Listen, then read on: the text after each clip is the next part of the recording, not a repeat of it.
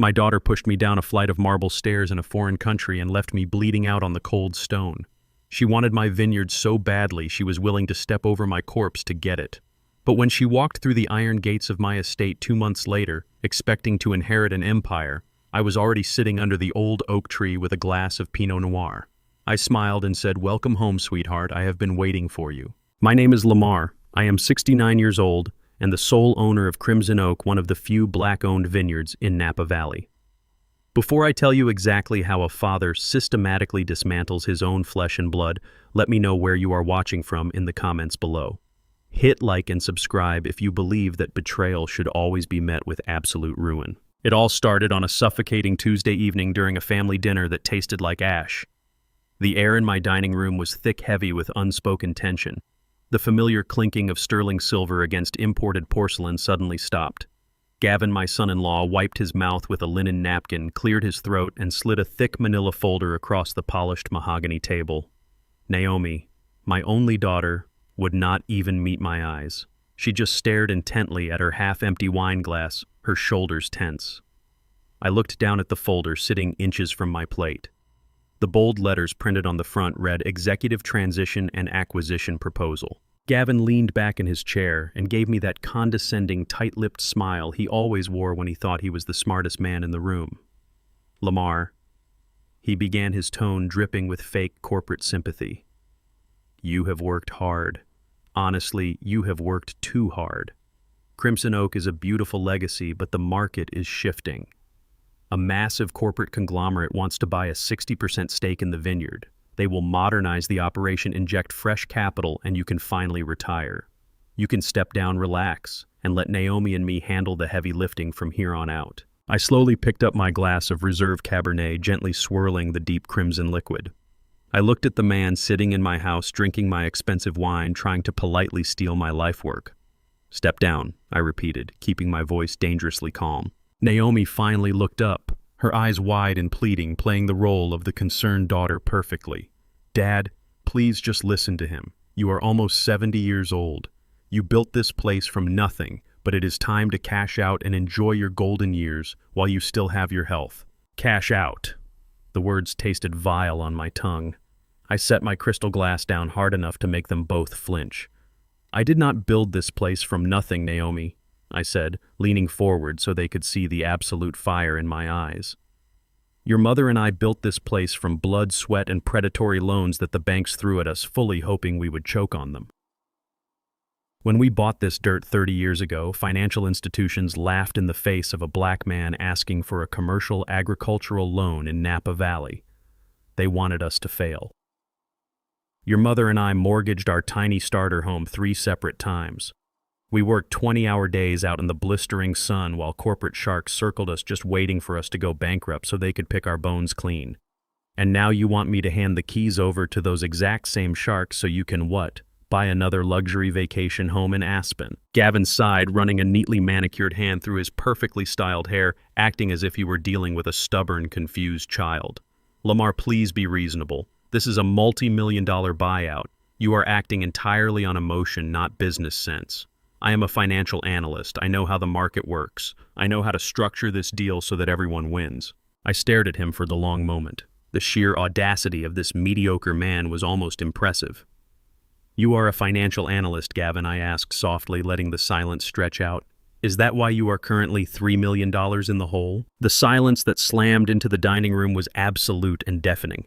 The color instantly drained from Gavin's face, leaving him looking like a terrified ghost in a tailored Italian suit. Naomi snapped her head toward her husband, sheer confusion and panic twisting her features. $3 million, Gavin, what is he talking about? I calmly reached into the breast pocket of my suit jacket, pulled out a neatly folded piece of paper, and tossed it onto the table right next to their ridiculous buyout proposal. "I have friends in very high places, Gavin.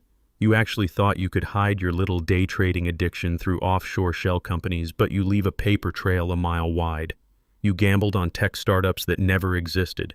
You chased phantom crypto gains. You borrowed heavily on margin until the floor completely fell out from under you. You are drowning in debt." Gavin opened his mouth, stammered a pathetic sound, and closed it again. A heavy bead of sweat rolled down his pale temple. His hands resting on the table began to shake uncontrollably. He looked completely and utterly humiliated. Naomi looked at the printed financial paper, then at Gavin, her voice rising in a frantic panic. "Tell me he is lying. Tell me right now that this is a lie." He could not. He just stared at his untouched dinner plate. His jaw clenched so tight I genuinely thought his teeth might shatter. I leaned back in my heavy dining chair, slowly folding my arms across my chest. "You do not want me to retire so I can enjoy my golden years. You want me to step down so you can force a corporate sale, liquidate my hard-earned assets, and use my life work to cover your massive, idiotic debts before the dangerous people you owe come to break your legs." Naomi turned back to me, hot tears of rage and humiliation welling in her eyes. "Dad, we can fix this. Just sign the transition papers tonight. We need the buyout money. If Gavin defaults on these loans, we lose our house, we lose everything." I stood up the heavy wooden legs of my chair, scraping harshly against the hardwood floor. "You will not see a single dime of Crimson Oak money," I said, my voice echoing with finality in the large room. "I am not selling, I am not stepping down, and if you ever dare to bring another corporate contract into my home, you will never step foot on this property again. Dinner is over. Get out of my house." Naomi opened her mouth to scream an argument, but the cold, unyielding fury in my eyes stopped her dead in her tracks. Gavin scrambled out of his chair like a beaten dog, grabbing his expensive cashmere coat, not daring to look me in the eye as he hurried toward the front door. Naomi followed right behind him, casting one last resentful, venomous glance over her shoulder before walking out into the cold night. The heavy mahogany front door clicked shut, leaving me completely alone in the suffocating silence of my dining room. I poured myself another generous glass of wine, staring at the empty chairs across from me. I honestly thought I had put them in their place. I thought the brutal, undeniable exposure of Gavin's humiliating financial failure would be enough to make them retreat, lick their wounds, and rethink their entire strategy. I was wrong. I severely underestimated just how desperate a drowning man can be, and I underestimated just how far my own daughter would go to protect her lavish, privileged lifestyle. The next morning, I woke up early as the sun rose over the vineyards, planning to finalize the weekly payroll for my agricultural staff. I walked down the hall into my private study, punched the security code into my hidden wall safe, and pulled the heavy steel door open. My breath caught sharply in my throat. My heart pounded against my ribs. The thick stack of emergency cash was completely untouched. The property deeds and vehicle titles were exactly where I left them. But the velvet tray holding my personal bank checkbook was entirely empty.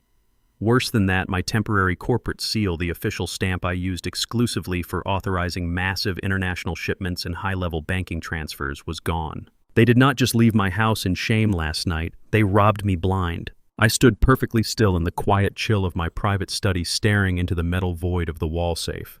A normal man would have reached for his phone immediately. A normal man would have dialed 911, reported a grand theft, and sent the police straight to his daughter's doorstep to demand answers.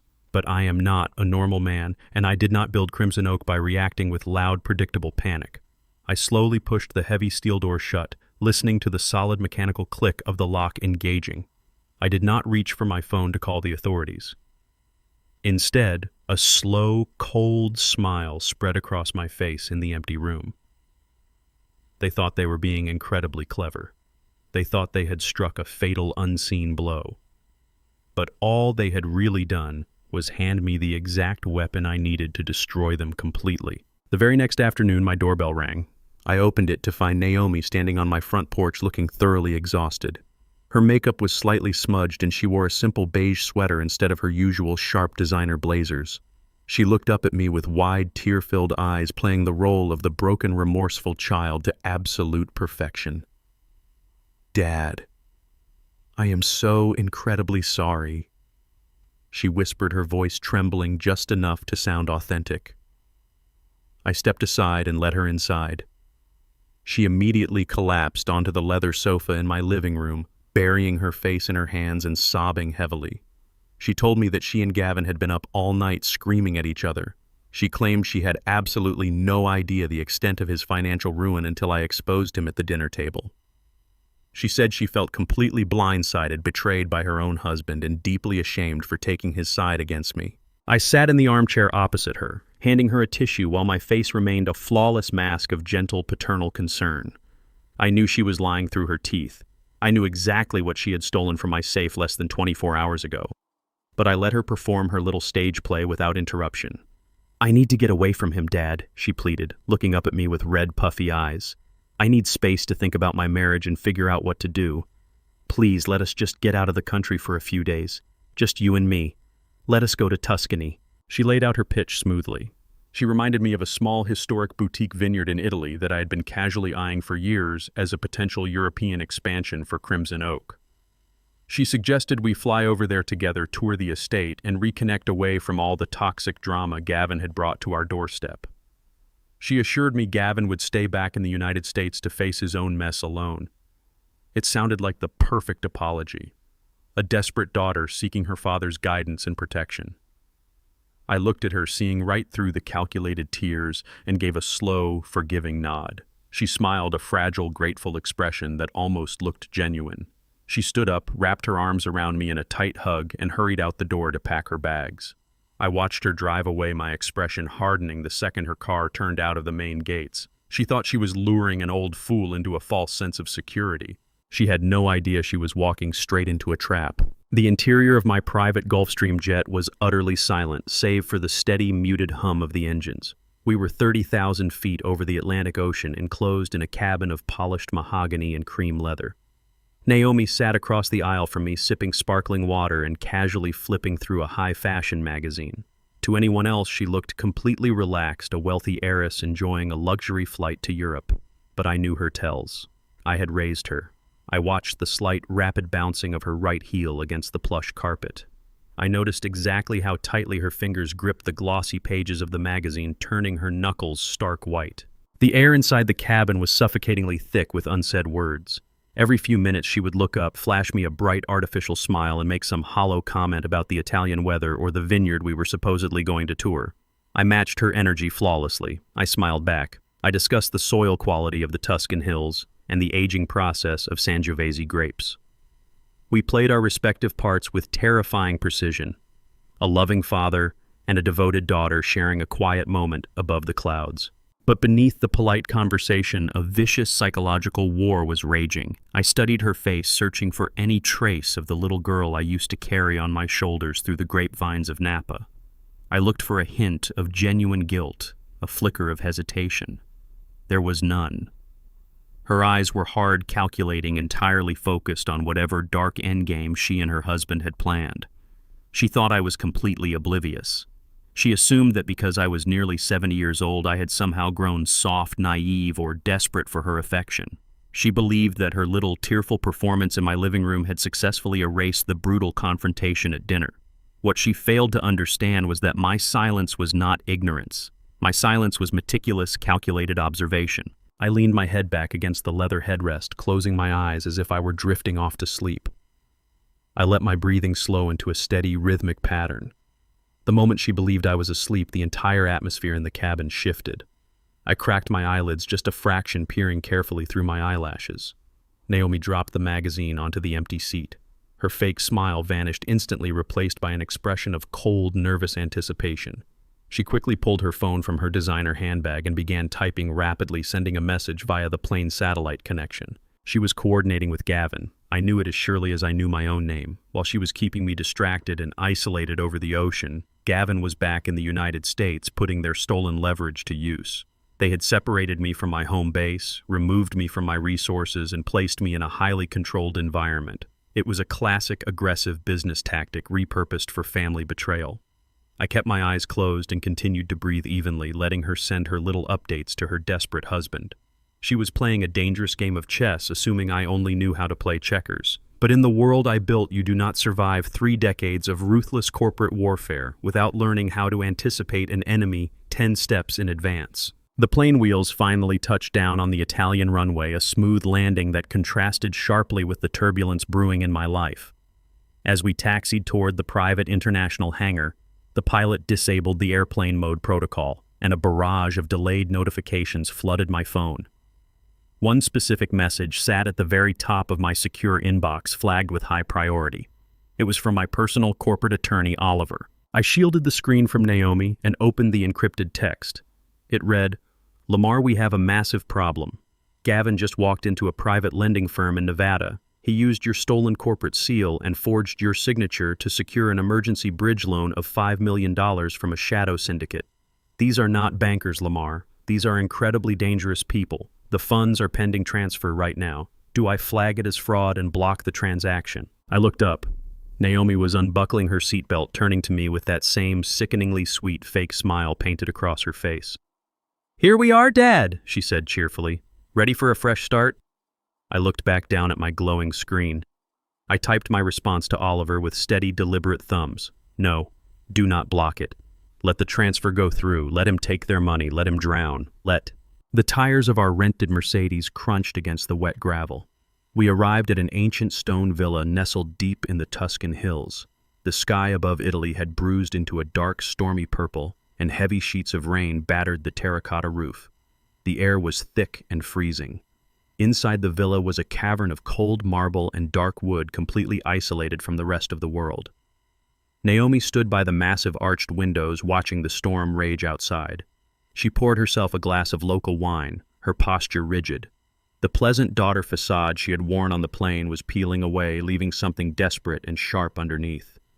The storm outside was nothing compared to the one about to break inside these stone walls. She did not even wait for me to unpack my suitcase. I was standing in the center of the grand living room when she turned away from the window, reached into her oversized leather tote bag, and pulled out a thick stack of legal documents. She dropped them onto the heavy oak dining table. The loud smack of the paper echoed in the hollow room.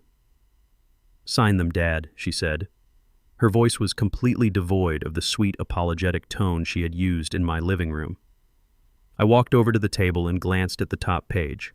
It was a complete transfer of ownership for the Crimson Oak estate, granting her and Gavin full executive control and the immediate right to liquidate all assets. I looked up at her, my expression perfectly blank. "You brought me all the way to Italy under the guise of a father-daughter bonding trip just to ambush me with the exact same corporate buyout papers I rejected 2 days ago?" I asked, my voice calm over the sound of the rain lashing against the glass. Naomi crossed her arms, her jaw set. "It is not an ambush. It is your only way out. You are old, you are tired, and Gavin has the buyers lined up. If you sign this right now, we can all go home and pretend none of this ugliness ever happened." I let out a low, humorless laugh. "Gavin does not have buyers lined up, Naomi. Gavin has a shadow syndicate breathing down his neck." The color instantly drained from her face. She took a step back, her confidence faltering. I leaned over the table, tapping a finger against her ridiculous contract. "Did he text you the good news while we were flying over the Atlantic? Did he tell you he just used my stolen corporate seal to forge my signature and secure a $5 million bridge loan from a group of very dangerous, very unforgiving lenders in Nevada?" Naomi opened her mouth, but no sound came out. Her eyes darted wildly. I stepped closer, dropping the facade entirely. "He borrowed $5 million to cover his $3 million market debt, probably hoping to pocket the rest. But those people do not play corporate games, Naomi. They break legs. They take lives. And your husband just tied your name to their money. You do not want my signature to modernize the vineyard. You want my signature to sell my land so you can pay off a mafia debt." The truth hit her like a physical blow. Her entire body trembled as the reality of her situation crashed down around her. She had thought she was manipulating me, but she was the one trapped in a burning house with a husband who had just poured gasoline on the floor. "Shut up!" she screamed, her voice cracking as she backed away toward the grand double doors leading out to the balcony. "Just shut up. You do not know what you are talking about." I followed her, my steps slow and deliberate. I pushed open the heavy glass doors. The freezing rain immediately soaked my clothes and the wind howled around us, but I did not stop. She retreated onto the wet marble balcony, gripping the thick stone balustrade. "I know exactly what I am talking about," I yelled over the storm. "You married a weak, greedy boy who thought he could play in the big leagues. And when he failed, you decided to help him rob your own father. You stole from my safe. You lied to my face. You dragged me across the world to isolate me, thinking I would just roll over and surrender my life work." I stood just a few feet away from her, the rain plastering my shirt to my skin. "I built an empire with my bare hands, Naomi. I fought off bankers, competitors, and racist politicians who wanted to see me ruined. Do you honestly think I will let my spoiled, entitled daughter and her pathetic husband steal it from me? I am cutting you off. Both of you. I am freezing the corporate accounts, I am voiding that stolen seal, and I am leaving Gavin to deal with the syndicate entirely on his own." Naomi's face twisted into a mask of pure, unadulterated hatred. The rain washed away her makeup, leaving her looking wild and desperate. "You cannot do that!" she shrieked, stepping toward me. "He will go to prison. They will kill him. They will come after me." I stared at her, feeling a cold emptiness where my love for her used to be. "Then you better start running," I said coldly, "because I am done protecting you." Something inside her snapped. The calculated wealthy heiress vanished, replaced by a cornered animal fighting for its life. She lunged at me. She did not raise a hand to slap me. She did not grab my shirt to argue. She planted both of her hands firmly against my chest and shoved me with every ounce of strength she possessed. The wet marble beneath my shoes offered zero traction. I lost my footing instantly. Time seemed to slow down to a horrifying crawl. I saw the pure malice in her eyes right before the world tilted backward. My arms flailed, grasping at the slippery stone air, but there was nothing to hold on to.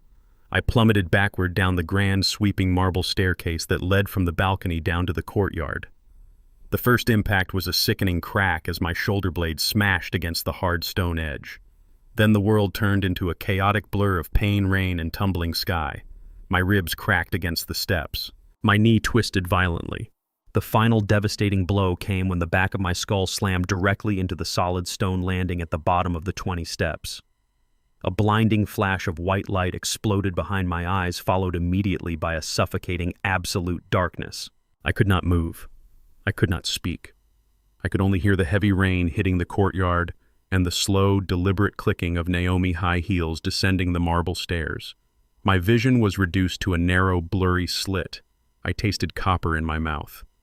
A warm pool of blood began to spread from the back of my head, mixing with the freezing rain on the stone floor. Naomi stopped right beside my head. She looked down at my broken, motionless body. She did not scream for help. She did not pull out her phone to call an ambulance. She crouched down next to me, her face completely void of any human emotion. Her cold fingers reached out, but not to check my pulse. She expertly unclasped the heavy gold Rolex from my left wrist and slipped it into her pocket. Then she reached into the inside pocket of my soaked jacket, pulled out my leather wallet, and stood back up. She looked down at me one last time, turned her back, and walked calmly away into the pouring rain, leaving me to die alone on the cold Italian stone. The suffocating darkness finally shattered. I dragged in a sharp, ragged breath, instantly choking on the smell of cheap antiseptic and damp basement earth. The cold rain and the brutal impact of the marble were gone. Instead, a flickering fluorescent bulb buzzed angrily above my head, casting harsh shadows across the room. I tried to sit up, but a blinding surge of agony pinned me right back down to the thin, rusted cot. A pair of strong, calloused hands gently pressed my shoulders flat. I forced my eyes to focus through the pain. A tall, broad-shouldered African immigrant, the exact same groundskeeper I had briefly noticed tending the villa hedges earlier that day, was looking down at me with deep concern. He spoke in rapid, broken Italian mixed with French, gesturing frantically to the heavy, blood-soaked bandages wrapped tightly around my skull. He had found me unconscious in the courtyard and dragged me to this underground, unlicensed clinic just in time. Every single breath I took felt like broken glass scraping against the inside of my chest. My ribs were fractured, my left shoulder screamed with a deep, tearing ache, and the pounding in my skull was relentless. The doctor, a disgraced medical student working out of the shadows, handed me a paper cup of water and 2 white pills. I swallowed them dry, letting the fiery pain ground me to reality. I lay staring at the water stains on the low concrete ceiling, the events of the balcony rushing back into my mind with crystal clarity. The shove, the fall, the absolute lack of hesitation as my own daughter stripped my unconscious body of my wallet and watch before leaving me to die in the freezing rain. My immediate primal instinct was to demand a phone call the Italian Carabinieri and have Naomi arrested at the airport before her flight even took off. But as the painkillers slowly began to dull the sharpest edges of my physical agony, my business mind, the cold, calculating survival instinct that had built Crimson Oak, violently kicked into gear. I ran the legal scenarios in my head. If I reported her to the police right now, what would actually happen? There were no security cameras on that side of the historic villa. There were no witnesses standing in the courtyard during a torrential thunderstorm. It would be my word against hers. She would immediately hire the best defense attorneys my own money could buy. She would cry in the courtroom, claim we had a minor argument, and swear that I simply slipped on the wet marble. The authorities might charge her with negligence at most, but she would walk away free on bail within a day. More importantly, under United States inheritance laws, she would remain my legal next of kin. If I suffered a sudden stroke from this head trauma next week, or if Gavin decided to hire a professional to finish the job back in California to ensure their payday, Naomi would automatically inherit the entire empire. She would take Crimson Oak, sell it to the corporate sharks she brought to my dining room, and pay off her husband criminal debts with the money I bled to make. Calling the police was a reckless emotional reaction. I needed a devastating strategy. I closed my eyes and let the reality of my situation wash over me. I had loved Naomi with every fiber of my being.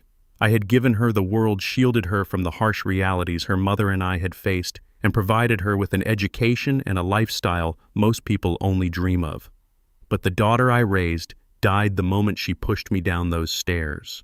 The woman who walked away with my Rolex was a parasite, and parasites must be eradicated from the host. To completely destroy her, I could not just be the injured father seeking justice. I had to let her think she had won. I had to let her and Gavin step directly into the center of the trap, completely blind to the steel jaws waiting to snap shut around their ankles. I pushed the thin, scratchy blanket aside and forced my legs over the edge of the rusted cot. The room spun violently, black spots dancing across my vision, but I gripped the edge of the mattress and hauled myself to my feet. The groundskeeper rushed forward, protesting loudly in French, trying to ease me back down to the bed. I held up a trembling hand, silencing him. I reached over to my left hand. Naomi had stolen my wallet, my cash, and my watch, but she had overlooked the heavy custom gold signet ring on my pinky finger. I slid it off and pressed it firmly into the groundskeeper's rough palm. He looked at the heavy gold, his eyes widening. It was worth more than he would make in 5 years of tending gardens. I pointed toward the small barred window near the ceiling, then made a dialing motion with my hand. He understood. He wrapped his strong arm around my waist, supporting my weight, and helped me navigate the narrow, damp hallway of the underground clinic. We pushed through a heavy metal door and stepped out into a small graffiti-covered back alley. The rain had finally stopped, leaving the cobblestones slick and reflecting the dim amber glow of the streetlights. The cold night air stung my battered face.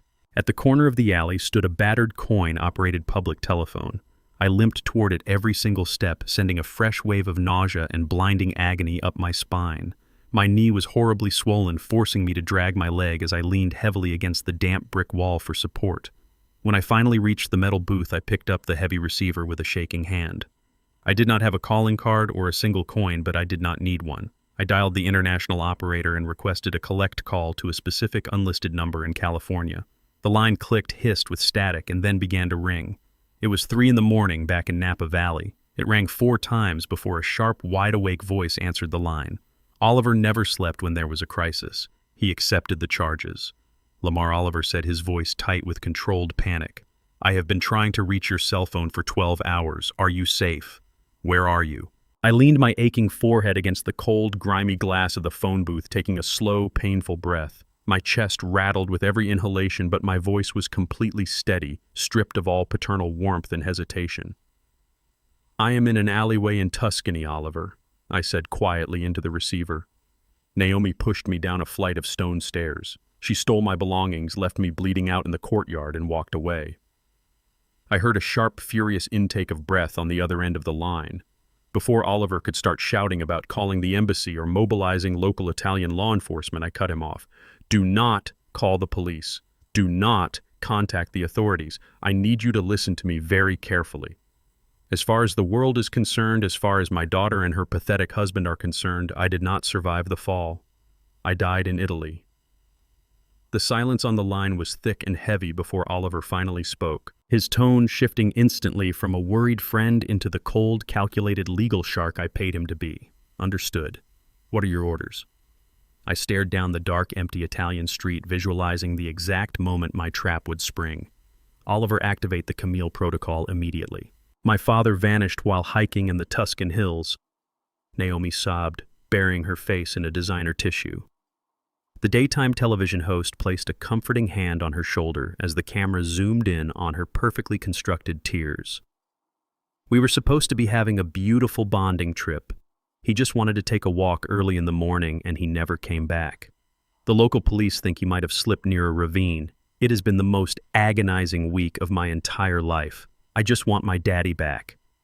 She looked directly into the camera lens, her voice breaking with practiced precision. It was a flawless award-winning performance broadcast to millions of sympathetic Americans. She was the grieving, heartbroken daughter facing an unimaginable tragedy. I watched her televised performance on a sleek laptop from a secure, anonymous hotel room in Zurich. My ribs were tightly bound and the stitches in my scalp pulled painfully every time I frowned, but my mind was sharper than it had been in decades. I closed the news browser and opened a highly encrypted application on my desktop. Months before this trip, when Gavin financial inconsistencies first began to surface, I had quietly hired a private security firm to install discreet micro cameras throughout the Crimson Oak estate. I wanted to monitor the wine cellars, but I had placed a few in the main living areas just in case. Now those hidden lenses were my eyes inside the empire they thought they had stolen. The contrast between her public weeping and her private reality was staggering. Exactly 48 hours after her tearful national interview, the live feed from my master bedroom flared to life. Naomi and Gavin pushed through the heavy double doors laughing loudly. They were not wearing mourning black. Gavin was holding a bottle of my $1,000 champagne, drinking it straight from the neck. They had officially claimed my personal sanctuary as their own. I watched in cold, silent fury as Naomi walked over to my late wife, antique vanity. Camille had loved that vanity. It held her favorite perfumes, her old jewelry boxes, and the small, delicate keepsakes of a life we built together through decades of struggle. There were photographs of us from when we had nothing but dirt on our shoes and a shared dream. Naomi did not even hesitate. She grabbed a heavy black plastic trash bag, swept her arm across the polished wood, and shoved all of Camille's belongings into the garbage. She threw away the dried corsage from our 20th anniversary. She tossed out the silver hairbrush Camille used every single night until she passed away. "Get all this junk out of here," Naomi told one of the maids she had bullied into helping. "I am having my interior designer come tomorrow to completely gut this depressing room. It smells like old people and failure in here." I sat in the dark European hotel watching my own daughter casually discard the memory of the woman who gave birth to her. The last remaining shred of paternal hesitation inside me died right there. I did not feel sorrow anymore. I only felt a chilling, absolute resolve. The Camille Protocol was not just a legal maneuver. It was going to be an execution. While Naomi was busy playing the lady of the manor and measuring my bedroom for custom drapes, Gavin was sweating bullets in my downstairs executive office. The Shadow Syndicate did not care about missing persons reports or grieving families. They cared about their $5 million, and the aggressive weekly interest was compounding daily. I had seen the types of men they employed.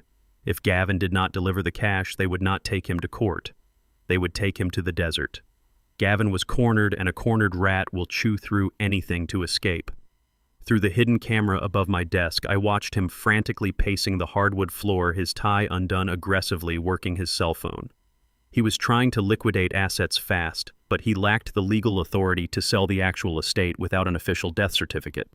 So he targeted the one thing he thought he could move quickly and quietly: the Crimson Oak Private Reserve. This was a collection of 30,000 bottles of our finest vintage aged to perfection in French oak barrels intended only for exclusive Michelin-starred restaurants and elite private collectors across the globe. It was the crown jewel of my life work, valued conservatively at over $8 million. Gavin did not have the time, the patience, or the industry connections to sell it through the proper luxury channels. He needed untraceable cash immediately, so he made a deal with the absolute devil. He contacted the regional purchasing director for a massive low-end discount supermarket chain known for selling bulk goods out of cardboard boxes. I listened to the crystal-clear audio feed as he negotiated the terms in a hushed, panicked voice. He was offering the entire 30,000 bottle reserve for a flat $2 million in cash. It was a sickening, insulting fraction of its true value. He was willing to let them strip the prestigious Crimson Oak labels and rebrand my masterpiece as cheap table wine just to get the syndicate off his back and save his own skin. The supermarket executive jumped at the unbelievable bargain, likely knowing the goods were hot, but not caring about the legality. They agreed to send an entire fleet of unmarked refrigerated trucks to the estate on Thursday morning to quietly haul the inventory away before the wine industry realized what was happening. Gavin hung up the phone and slumped into my heavy leather chair, wiping a thick layer of sweat from his forehead. He actually smiled. He thought he was a financial genius. He thought he had successfully outmaneuvered the mafia and secured his position as the new king of the valley. He had absolutely no idea that the moment I instructed Oliver to activate the Camille Protocol, every single financial and physical asset tied to Crimson Oak went into a total uncompromising lockdown. Gavin assumed that because he had my stolen temporary seal and knew the basic numeric keypad codes to the cellar doors, he held the keys to the kingdom. He was operating under the arrogant assumption that the wealth I spent 30 years building was just sitting there waiting for him to grab it. Thursday morning arrived with heavy fog rolling over the Napa Valley vineyards. From my laptop screen in Zurich, I watched 3 massive, unmarked commercial transport trucks pull up to the rear loading docks of the Crimson Oak estate. Gavin practically sprinted out to meet the buyers wearing a crisp suit projecting the false confidence of a seasoned chief executive officer. He shook hands with the supermarket representatives, signed a stack of fraudulent transfer manifests, and confidently led them down the concrete ramp toward the primary high-security reserve vault. He stepped up to the thick steel door, chatting arrogantly about how he was modernizing the business. He punched my 6-digit numeric code into the electronic keypad. He expected the heavy pneumatic locks to hiss and the door to swing wide open. Instead, the keypad emitted a sharp, grating error buzz. The small liquid crystal display screen above the numbers flashed a harsh, bright red. Gavin frowned, muttered a quick apology to the buyers, and punched the numbers in again, pressing the keys much harder this time. Another angry buzz echoed through the concrete hallway. The screen flashed red once more, displaying a bold, unforgiving message. Access denied. Chairman biometrics required. Gavin's face turned the color of wet ash as the supermarket executives stared at him in dead silence. Gavin slammed his fists against the cold steel of the vault door. He pounded his knuckles against the biometric scanner until his skin bruised, screaming obscenities that echoed down the concrete corridor. The supermarket executives did not say a single word. They exchanged a brief, disgusted look, turned on their heels, and walked right out of the cellar, taking their $2 million with them. Gavin leaned his forehead against the heavy metal, his breathing ragged and shallow. Then his cell phone vibrated in his breast pocket. He pulled it out with trembling fingers. The caller ID was blocked. He answered it, pressing the speaker to his ear. A calm, raspy voice delivered a simple, terrifying message. You have 72 hours, Gavin. If we do not have our $5 million, we are going to start mailing pieces of you to your pretty wife. The line went dead. Gavin stumbled into the main living room of the estate, his face pale and slick with a terrified sweat. He collapsed onto the expensive white sofa, burying his head in his hands, and confessed everything to Naomi. He told her about the biometric lock, the failed supermarket deal, and the chilling death threat he had just received. He was shaking uncontrollably, sobbing like a frightened child. Naomi did not comfort him. She stood in the center of the room, her arms crossed tight against her chest, looking down at her husband with absolute disgust. She realized in that moment that she had married a complete coward, but she also knew that if the Shadow Syndicate came to the estate to collect Gavin, they would likely not spare her either. She had to take control. "Get up!" she snapped, her voice sharp and authoritative. "Stop crying. We are not going to let a group of low-level loan sharks ruin our lives. If we cannot sell the reserve wine, we will just sell the entire vineyard.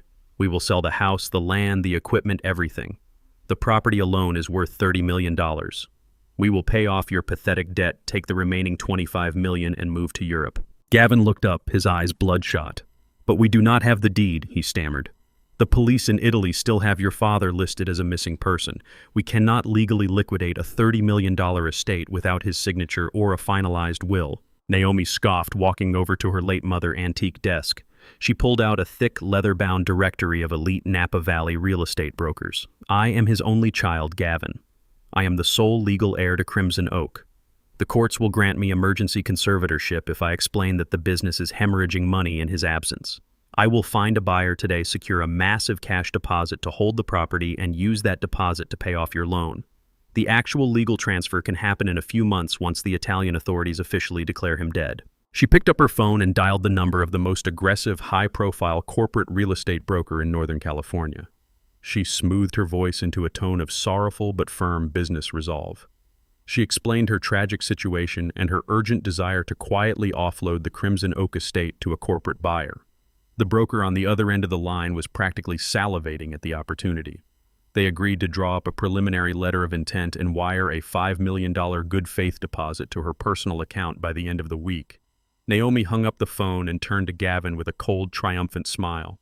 "See," she said, "I fixed your mess. We are going to be incredibly rich."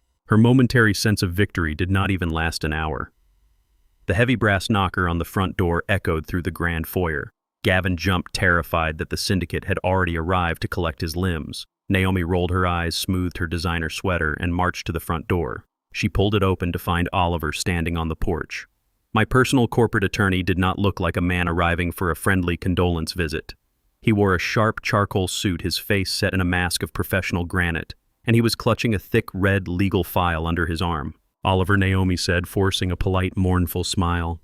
"I am so glad you are here. I was actually just about to call your office. We have some urgent estate planning matters to discuss regarding my father's assets." Oliver did not smile back. He stepped past her without an invitation, walking directly into the main living room where Gavin was still cowering on the sofa. Oliver threw the thick red file down onto the glass coffee table. The heavy thud made Gavin flinch. "I heard you have been making phone calls to corporate real estate brokers this morning," Naomi, Oliver said, his voice echoing loudly in the high-ceilinged room. "Word travels extremely fast in this valley. You are trying to solicit a multi-million-dollar cash deposit for the sale of this property." Naomi lifted her chin, adopting a posture of defensive entitlement. "My father is missing and presumed dead in a foreign country, Oliver. The authorities have already suspended the search. As his sole heir, it is my responsibility to manage this estate. Gavin and I have decided that maintaining a commercial vineyard is simply too much for us to handle during this grieving period. We are selling the land to a corporate conglomerate." Oliver let out a short, harsh laugh that held absolutely no humor. He unbuttoned his suit jacket, leaned over the glass table, and flipped the red file open. "You are not selling anything, Naomi. You do not own this house. You do not own the vines, the tractors, the bottling facility, or the dirt beneath your expensive shoes." Naomi frowned, stepping closer to the table. "What are you talking about?" "I am his only daughter. I am the direct beneficiary of his will. Your father was a brilliant man who fought tooth and nail to build this empire when the entire financial system was designed to keep black farmers in crippling debt." Oliver explained, his tone slicing through the air like a razor. He knew exactly how easily generational wealth could be squandered by entitled heirs or stolen by corporate predators. Years ago, he completely restructured his assets. He transferred the total ownership of Crimson Oak, every single acre and every single brick, into an irrevocable minority heritage trust. Gavin stood up, his panic returning in full force. "A trust," he repeated, his voice cracking. "What does that mean?" "It means," Oliver said, turning his cold gaze onto Gavin, "that the property is legally locked. It is managed by an independent board of directors. The strict bylaws of the trust explicitly prohibit the sale of the land to any corporate entity. The estate must remain an independent minority-owned agricultural operation in perpetuity. If the primary beneficiary cannot run the business, the board will hire an external management firm, and you will receive a modest monthly stipend. You have zero executive power to liquidate a single bottle of wine, let alone $30 million worth of real estate." Naomi's face contorted in absolute fury. She slammed her hands down on the table. "You are lying," she screamed. "He would never do that to me. I will take this to probate court. I will hire my own lawyers and break this ridiculous trust wide open. I am his family." Oliver stood up straight, calmly buttoning his suit jacket. He looked down at Naomi with an expression of pure, unadulterated pity mixed with absolute legal dominance. "You can hire every single attorney in the state of California, Naomi, but they will all tell you the exact same thing. An irrevocable trust cannot be contested, altered, or dissolved by a beneficiary. It is an ironclad legal fortress." Naomi's chest heaved as she struggled to process the devastating reality. She had no money. Gavin was going to be murdered by the syndicate, and the $30 million estate she thought she owned was completely untouchable. "How do I get control?" she demanded, her voice dropping to a desperate, frantic whisper. "There has to be a clause. There has to be a way to unlock the funds." Oliver walked toward the front door, stopping just before he crossed the threshold. He turned back to face the two terrified criminals standing in my living room, delivering the final killing blow precisely as I had instructed him to. "The board of directors cannot even begin to process a change of leadership or distribute any emergency funds to you while Lamar is legally classified as a missing person," Oliver stated coldly. "Unless you have a certified legal death certificate from the Italian government definitively proving he is deceased, this trust is locked forever. Have a good afternoon." The heavy mahogany front door clicked shut behind Oliver, sealing Naomi and Gavin inside a tomb of their own making. The suffocating reality of the irrevocable trust crushed the last bit of breathable air from the room. Gavin dropped to the hardwood floor, his hands gripping his hair in absolute despair. The Shadow Syndicate was going to kill him, and he knew it. Naomi stood perfectly still, staring at the empty space where Oliver had just delivered their death sentence. Her mind raced through the rapidly closing walls of their situation. They could not sell the wine. They could not sell the land. They were trapped inside a $30 million fortress with zero liquid capital. She realized the only way to unlock the vault was to give the board of directors exactly what they demanded. Naomi stormed into my executive office, pushing past a catatonic Gavin. She booted up my desktop computer and bypassed the standard security protocols using the master administrative passwords she had covertly recorded months ago. The trust prevented her from selling the property, but it did not immediately freeze the corporate operating expense accounts. Those accounts were designed to keep the massive vineyard running, pay the agricultural staff, and purchase heavy machinery. They carried enormous credit limits. Naomi pulled out the titanium corporate credit card. She knew she could not simply walk into a bank and request a wire transfer of $500,000. That would instantly trigger a massive federal hold and an audit from the board of directors. She needed untraceable cash, and she needed it immediately. She spent the next 6 hours driving frantically to 4 different luxury car dealerships across Northern California. She used the corporate card to purchase 4 high-end sports cars at exorbitant retail prices, claiming they were executive bonuses for our top distributors. She then drove those pristine, unregistered vehicles directly to a shady wholesale exotic car exporter located at the Oakland shipping docks. She sold them immediately at a massive loss, walking away with $500,000 in pure unrecorded cash.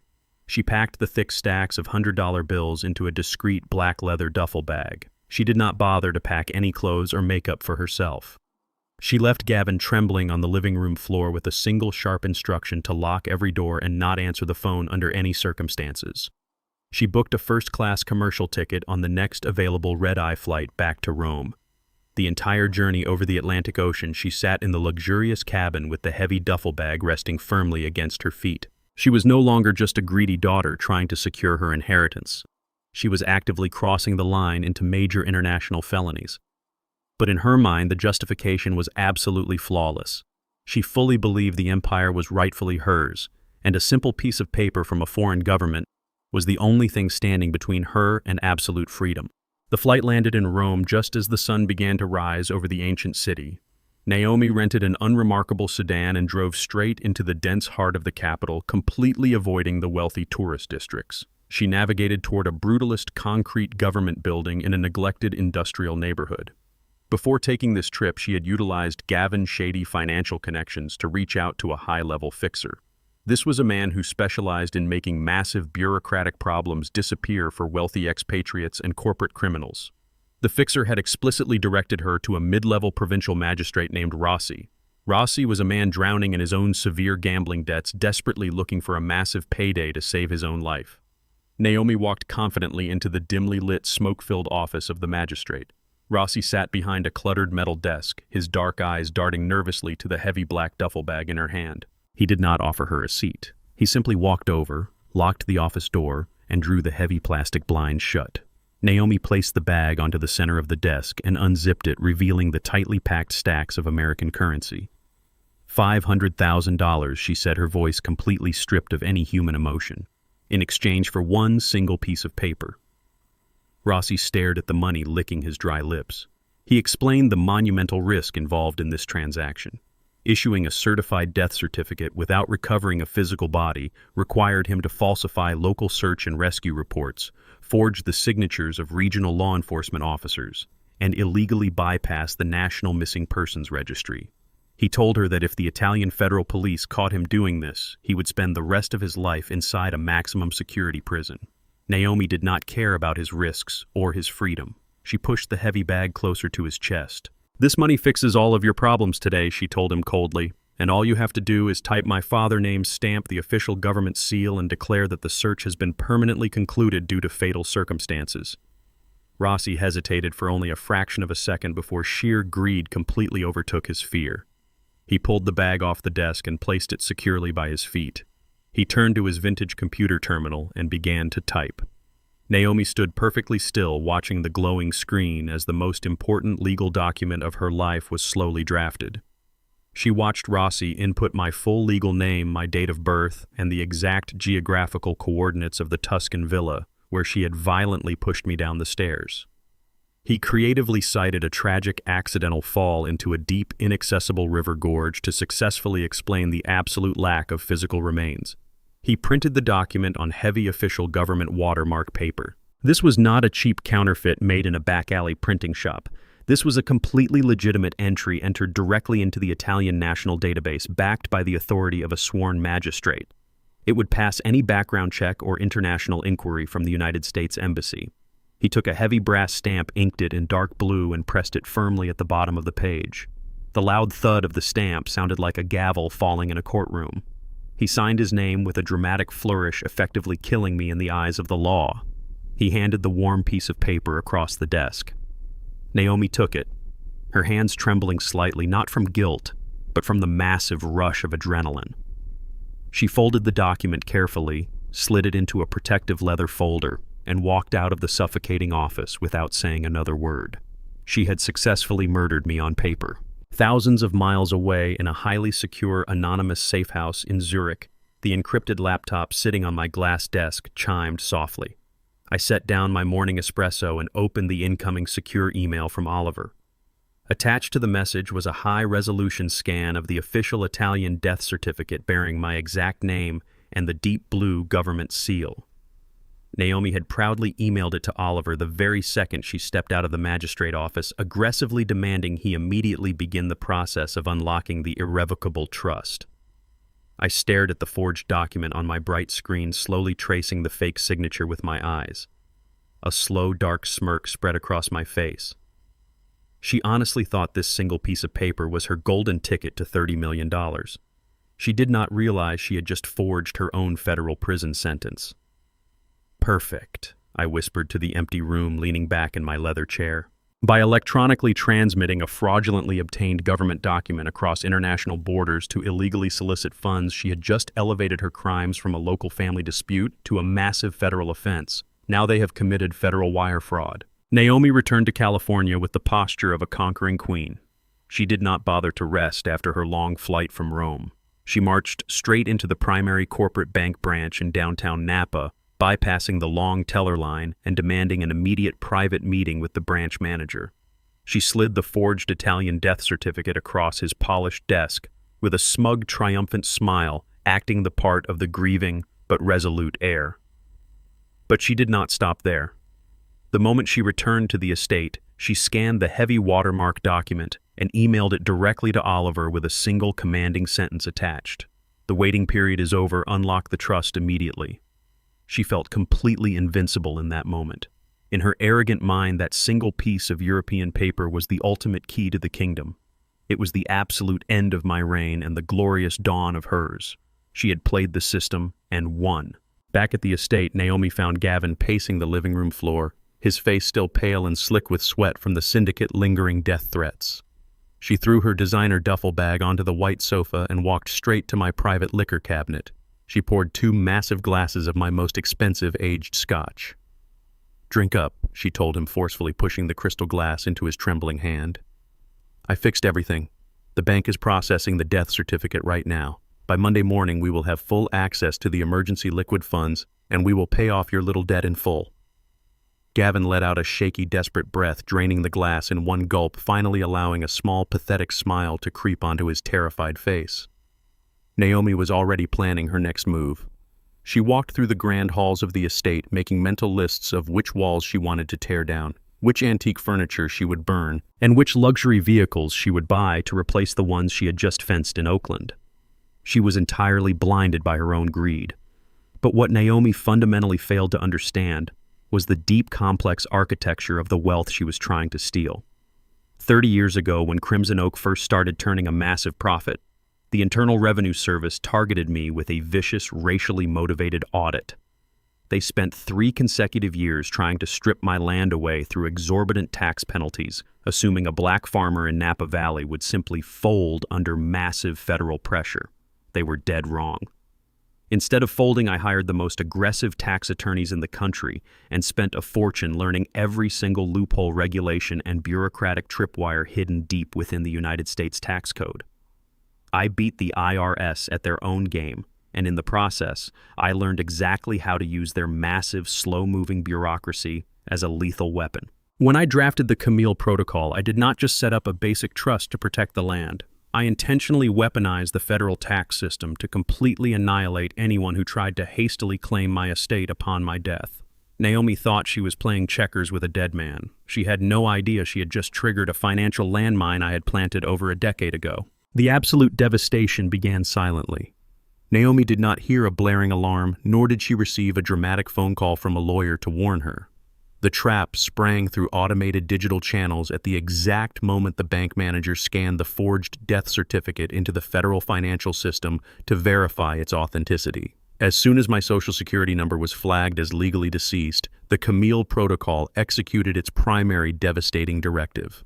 My trust was intentionally structured with a highly complex, aggressive tax deferment strategy. Because of the enormous multi-million-dollar value of the estate, the bylaws explicitly mandated an immediate mandatory reporting to the Internal Revenue Service upon my death.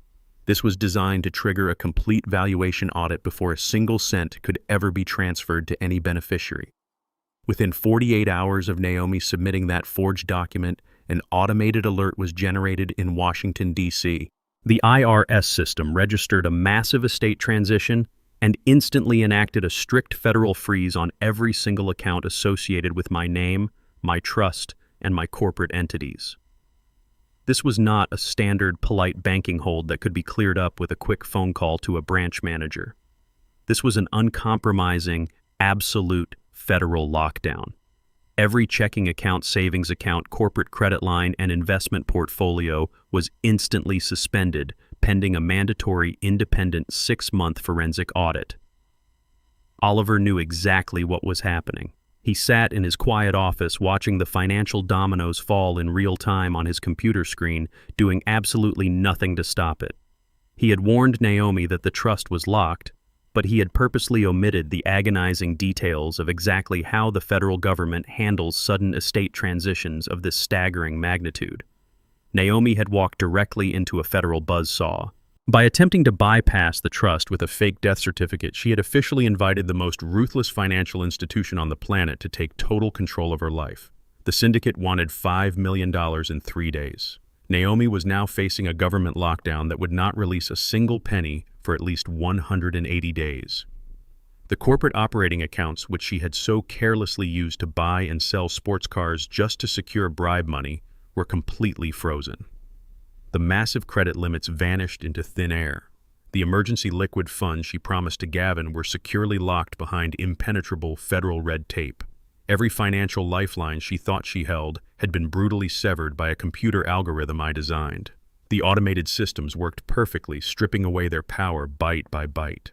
While they lounged by the pool, dreaming of European vacations and endless wealth, the bank servers rejected scheduled payments.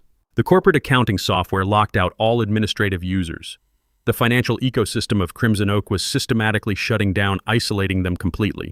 They were sitting on a $30 million gold mine, but they did not even possess the digital pickaxe required to chip away a single coin.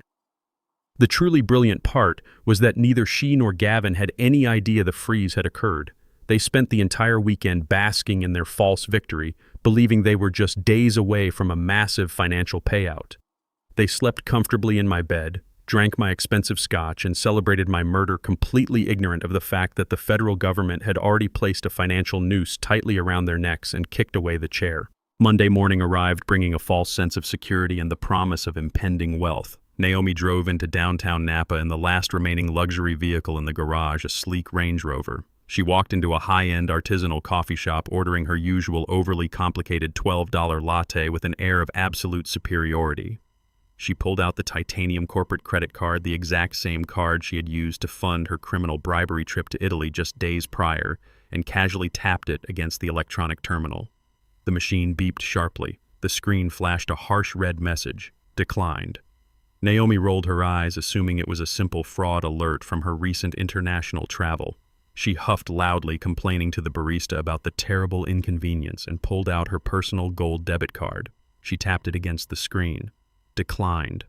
A cold prickle of dread crawled up the back of her neck. She aggressively pulled out a third credit card, one tied to a joint account with Gavin. Declined. The barista stared at her, a line of impatient customers forming behind her. Naomi snatched her cards back, her heart suddenly pounding violently against her ribs. She was standing in the center of a wealthy town dressed in thousands of dollars of designer clothing, realizing with absolute horror that she could not even afford a cup of coffee. She was officially penniless.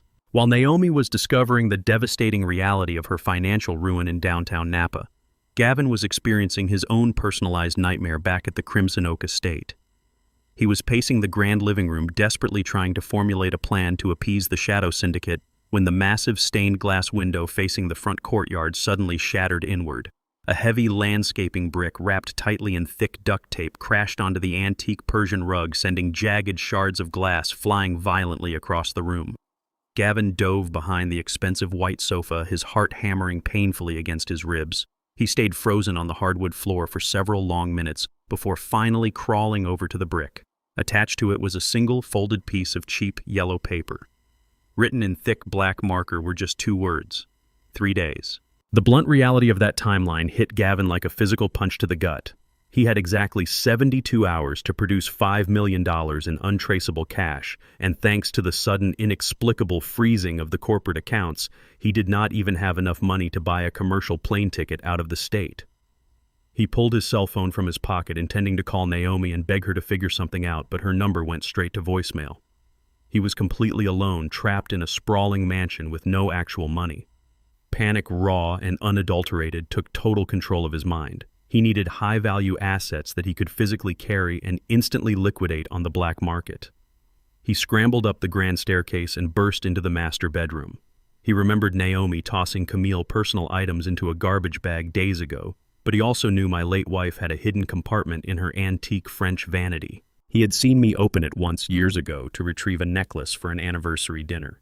He rushed over to the delicate wooden furniture, his hands shaking violently. He did not know the intricate sequence of hidden latches required to open it properly, and he did not have the time to figure it out.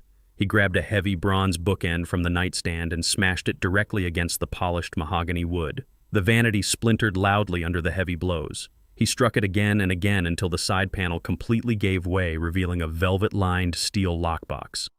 He dragged the heavy box out, grabbed a flathead screwdriver from my desk drawer, and violently pried the lid open.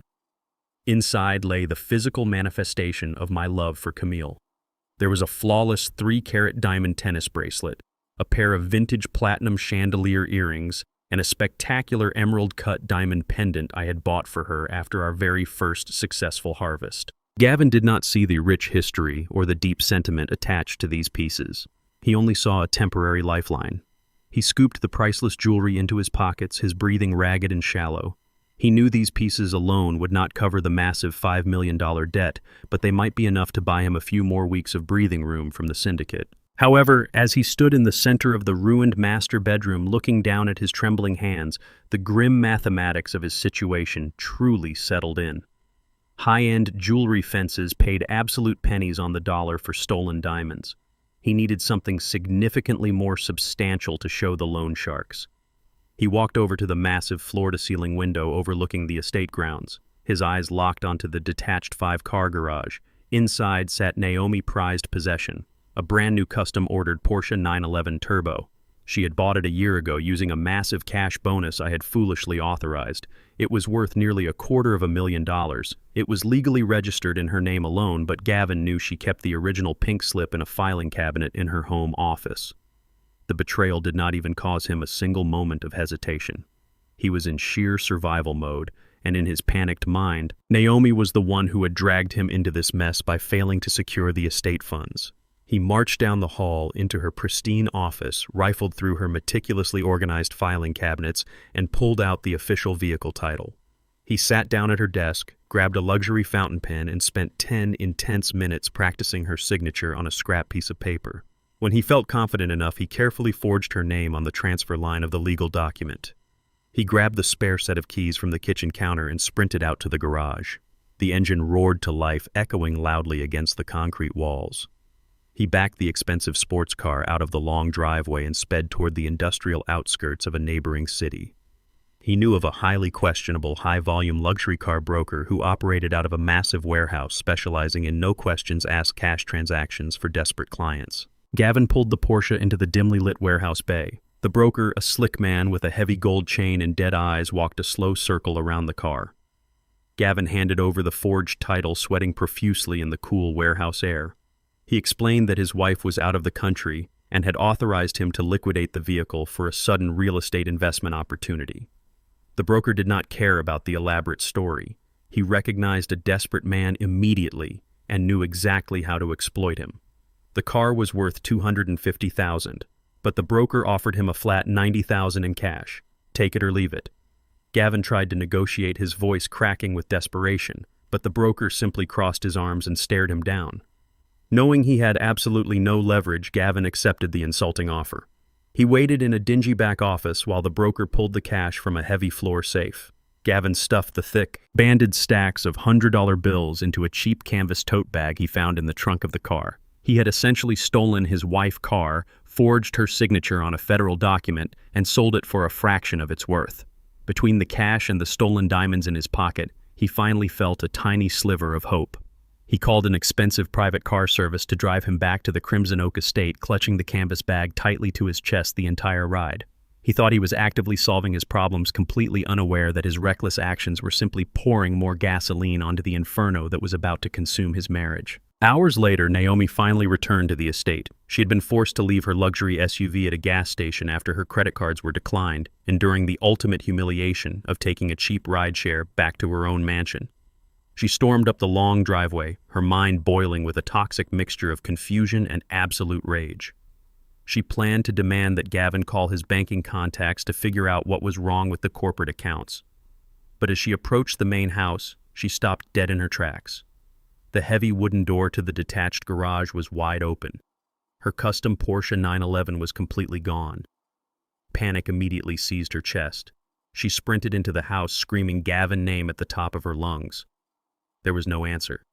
She ran up the grand staircase and burst into the master bedroom. The room was utterly destroyed. My late wife's antique vanity was smashed to pieces, the polished wood splintered and scattered across the expensive carpet.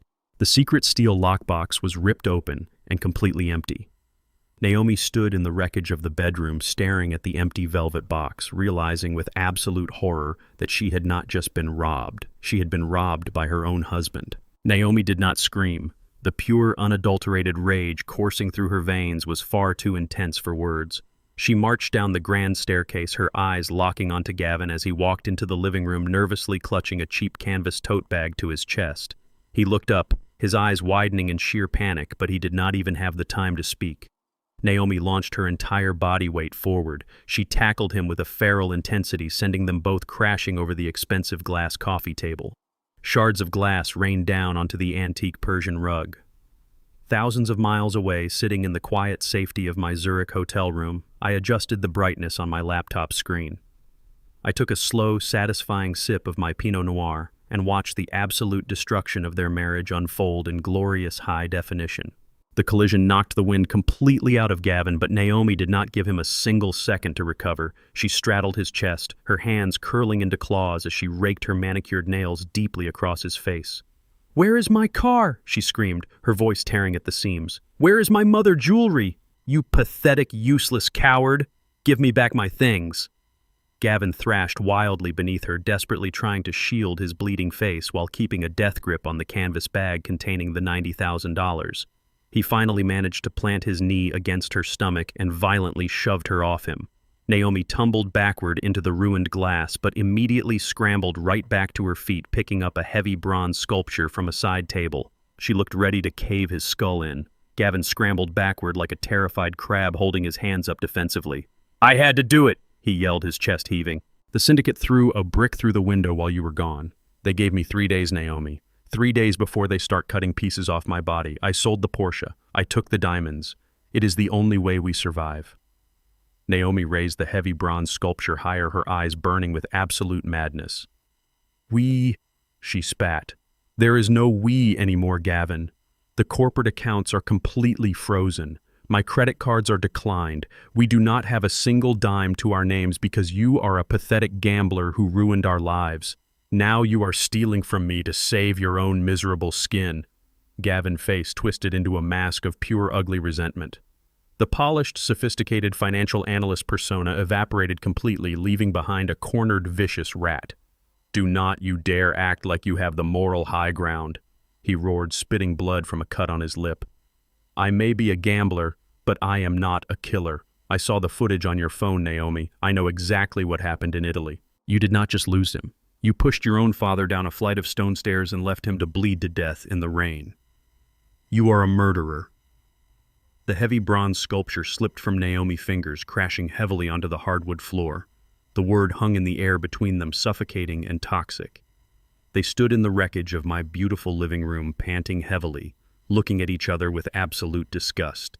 The thin veneer of their civilized, wealthy lifestyle had been completely and violently stripped away. They were nothing more than two desperate criminals trapped in a cage, ready to tear each other apart just to survive the night. The silence in the room was deafening, broken only by their ragged breathing and the harsh ticking of the grand clock in the hallway. Gavin wiped the blood from his cheek with the back of his hand. He looked down at the canvas bag of cash. $90,000. It was an absolute joke. It was not even enough to cover the weekly interest on a $5 million mafia loan. The syndicate would take the cash laugh in his face and kill him anyway. He was entirely out of options, out of time, and out of assets to steal. The reality of his impending death crystallized in his mind, replacing his panic with a cold, terrifying clarity. He turned away from his wife, walking over to the shattered window. He pulled his cell phone from his pocket and scrolled through his contacts until he found the number for the executive acquisitions director of the massive corporate conglomerate they had originally tried to sell me out to. The exact same sharks who had offered the initial buyout proposal at my dinner table. Gavin hit dial and placed the phone to his ear. The executive answered on the second ring, his tone slick and professional. Gavin did not bother with pleasantries. "This is Gavin," he said, his voice flat and dead. "I know we hit a roadblock with Lamar passing, but the situation has drastically changed. Naomi and I are the sole executors of the estate, and we are highly motivated to liquidate Crimson Oak immediately. We need to bypass the standard corporate acquisitions red tape." The executive chuckled dryly. "We heard about the trust, Gavin. Your property is locked up tight. We do not touch toxic assets involving federal freezes or heritage trusts. It is a legal nightmare." Gavin gripped the phone so tightly, his knuckles turned stark white. "It is only a legal nightmare if you play by the rules," Gavin fired back, his desperation bleeding through. "I am not offering you a standard corporate buyout. I am offering you an under-the-table, quiet transfer of physical assets. The land, the equipment, the primary facilities. You take physical possession of the property, rebrand the operation through a shell company, and we look the other way. I am offering you a $30 million estate for 10 cents on the dollar. $3 million. Flat." The line went completely silent. $3 million for Crimson Oak was the steal of the century. It was financial robbery.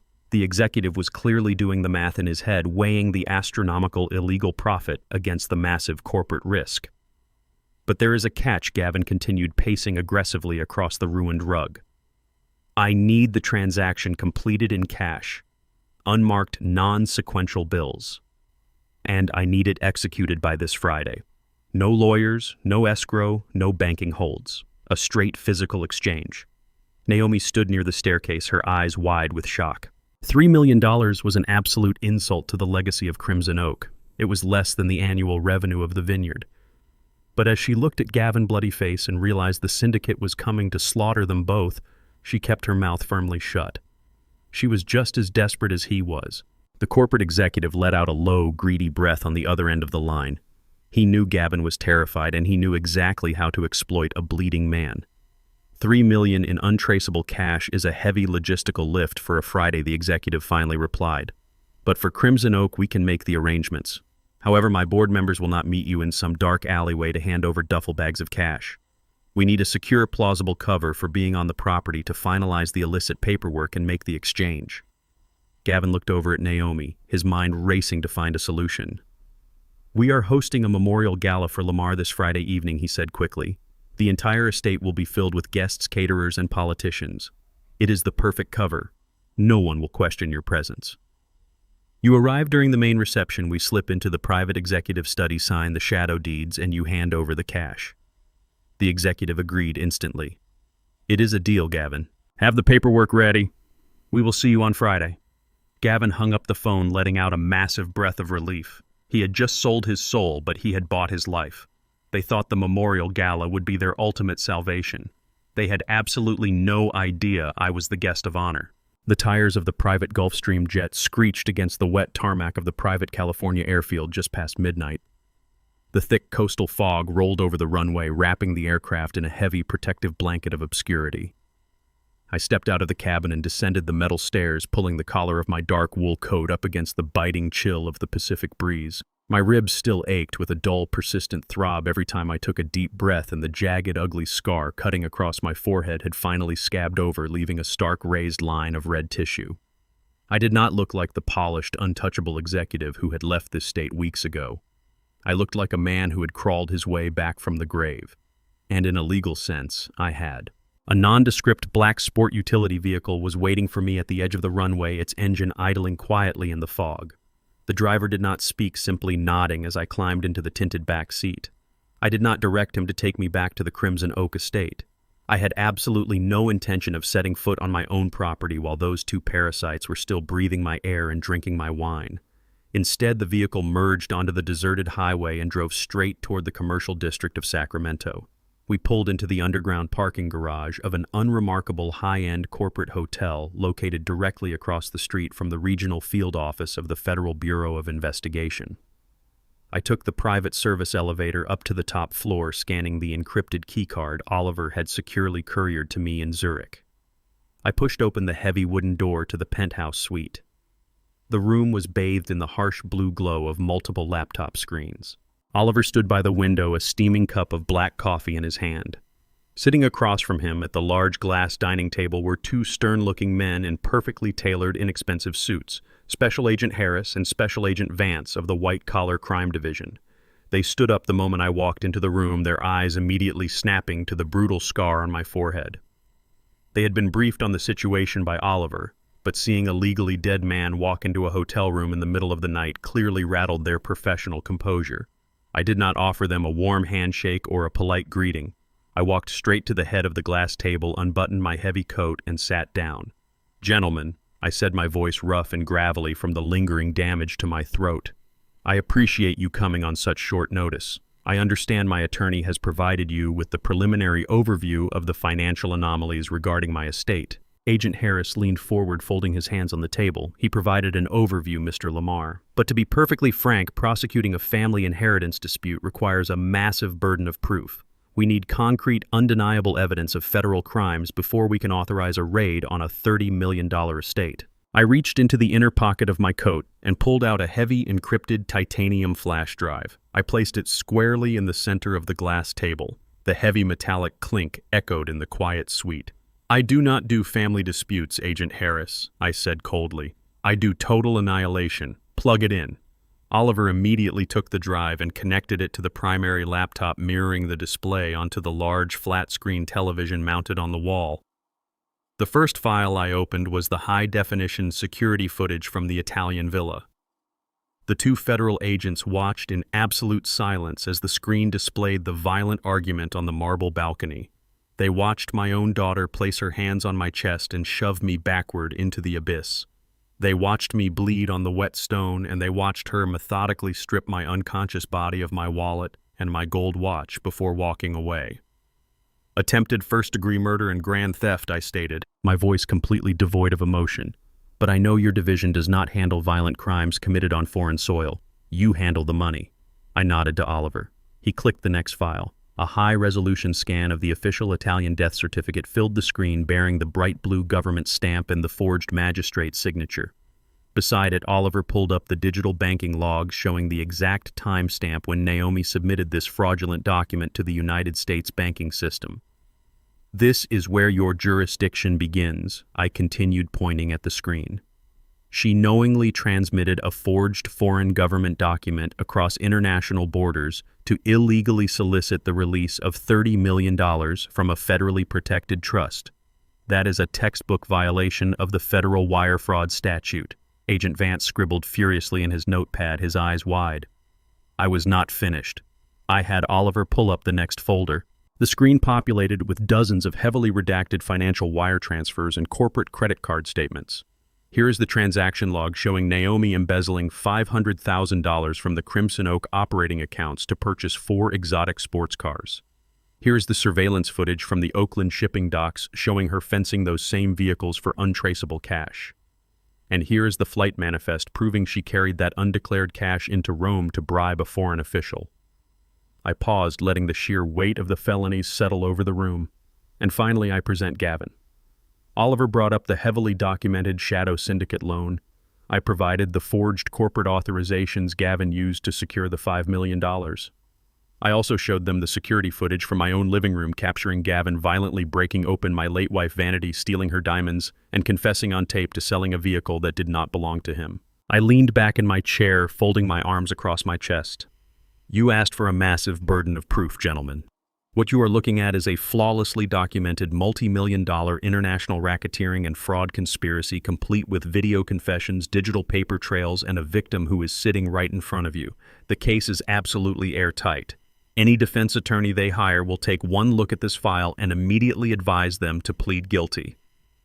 The 2 federal agents stared at the screen, thoroughly stunned by the meticulous, devastating trap I had engineered. They had spent their entire careers chasing slippery white-collar criminals, and I had just handed them the prosecution of the decade on a silver platter. Agent Harris let out a long, heavy breath, shaking his head in sheer disbelief. He closed his notepad and stood up, reaching for his cell phone. This is more than enough to secure a federal indictment, he said, his voice buzzing with professional adrenaline. I am calling the federal judge to wake him up and sign the warrants right now. We can mobilize a tactical team and raid the Crimson Oak estate before sunrise. We will drag them both out in handcuffs before they even have a chance to finish their morning coffee. I raised my hand, the heavy gold signet ring catching the harsh light of the room. I brought my hand down flat against the glass table, stopping the agent dead in his tracks. No, I said, my voice dropping to a dangerous, uncompromising register. You will not arrest them tonight. Agent Vance frowned, looking confused. Sir, they are a massive flight risk. Gavin is already dealing with violent loan sharks. We need to move immediately. I looked at both of them, my eyes burning with a cold, terrifying patience. They are not going anywhere. Tomorrow is Friday. They are hosting a lavish memorial gala at my estate to mourn my tragic passing. They have invited the wealthiest, most powerful people in the valley. Let them wake up. Let them drink champagne. Let them wear their absolute best clothes. I want to take them down in front of Napa elite. Naomi stood perfectly still before the floor-to-ceiling mirror in the master suite, critically analyzing her reflection. She wore a custom-tailored, sweeping black designer morning gown that cost more than most people earned in a month. She tilted her head slightly, letting a single practiced tear roll down her cheek. She wiped it away with the edge of a black lace handkerchief, adjusting her posture to project the exact image of a devastated but resilient heiress. She did not feel an ounce of genuine sorrow for the father she had pushed down a flight of stone stairs. Her mind was entirely focused on the performance she needed to deliver on Friday night. If she could convince the Valley elite of her tragic heartbreak, she could secure her social standing permanently. While Naomi was busy perfecting her theatrical grief upstairs, Gavin was locked inside the downstairs guest bedroom, operating strictly in the shadows of his own cowardice. He sat on the edge of the bed with his laptop balanced on his knees, his hands trembling slightly as he navigated the dark web interface of an encrypted travel agency. He had absolutely no intention of sticking around to see if the corporate conglomerate could actually successfully bypass the irrevocable trust. Furthermore, he had zero intention of paying off the Shadow Syndicate. Giving them the $3 million would leave him entirely broke and still tied to a wife he now completely despised. He had a much more selfish, desperate plan. He typed in his forged passport details and booked a one-way first-class ticket to Geneva, Switzerland, scheduled to depart from San Francisco International Airport late Thursday night, the evening before the memorial gala. His strategy was incredibly simple and utterly ruthless. The corporate executives were bringing $3 million in untraceable cash to the estate during the gala. Gavin planned to finalize the shadow paperwork, take physical possession of the cash duffel bags, and quietly slip out the back doors of the mansion while Naomi was busy giving her tearful eulogy to the crowd. He would drive straight to the airport, board the international flight, and disappear into the Swiss banking system forever. He would leave Naomi completely alone to take the inevitable fall. When the syndicate arrived to collect their debt, they would find her. When the corporate conglomerate realized the deeds were legally worthless due to the trust, they would sue her.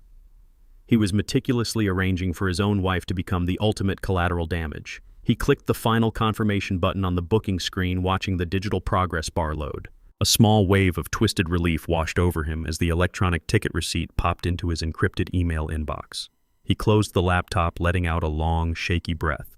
He had spent his entire life leeching off my wealth and my daughter entitlement, but now he was finally taking control of his own destiny.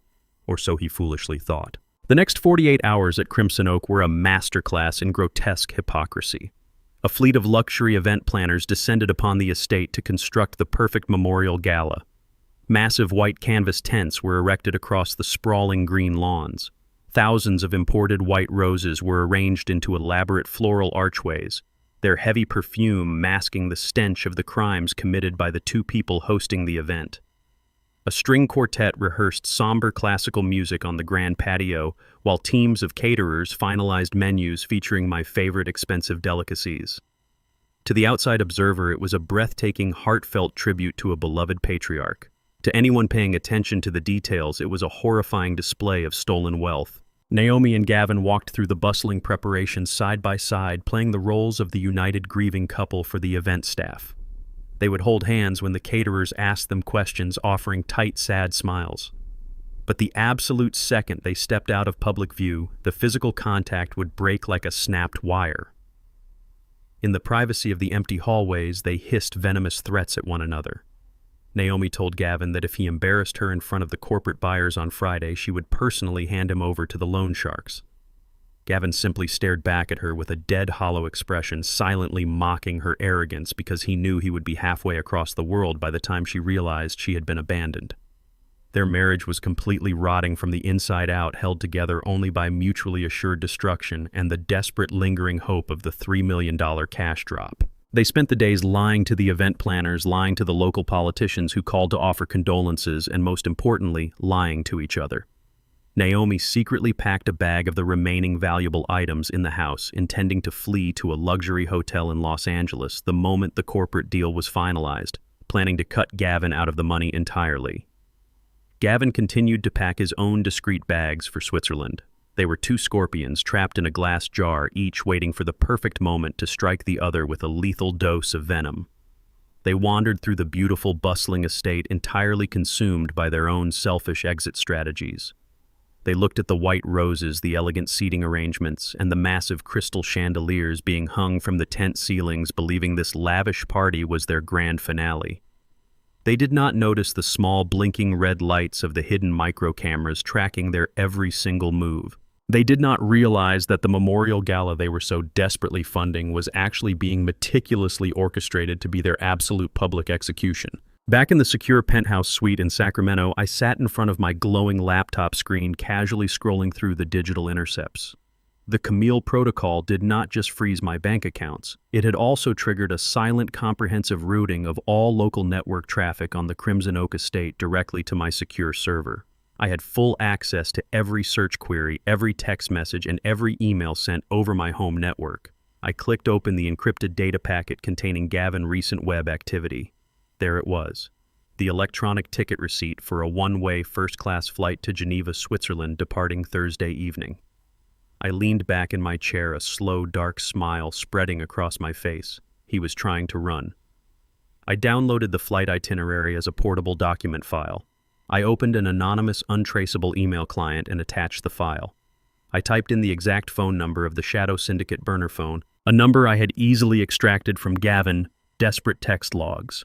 I added a single simple line of text to the message. He is leaving the country with your money on Thursday night. Do not let him reach the airport.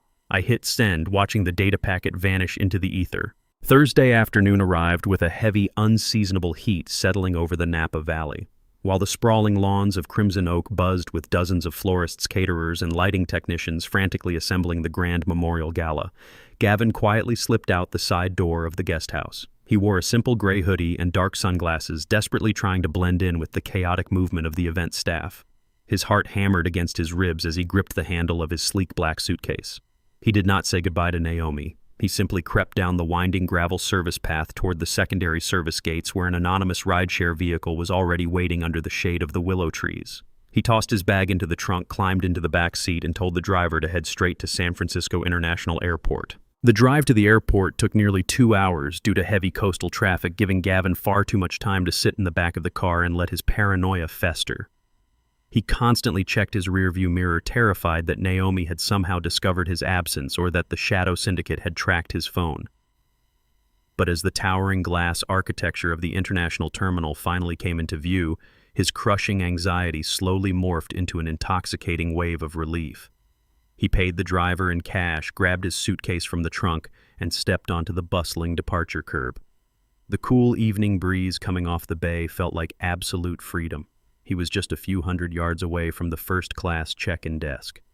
He took a deep breath, adjusting his sunglasses, and began to walk briskly toward the sliding automatic doors. He never made it inside. A heavy matte black utility van suddenly swerved out of the chaotic airport traffic lane, cutting aggressively across the pedestrian crosswalk and slamming its brakes inches from Gavin. Before he could even register the danger or let out a cry for help, the sliding side door of the van violently whipped open. 3 massive, broad-shouldered enforcers wearing dark tactical clothing surged out of the vehicle.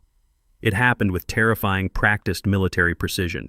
The first man grabbed Gavin by the throat, instantly cutting off his air supply and stifling any chance of a scream. The second man seized him by the belt and the back of his hoodie, lifting him entirely off his feet as if he weighed nothing at all.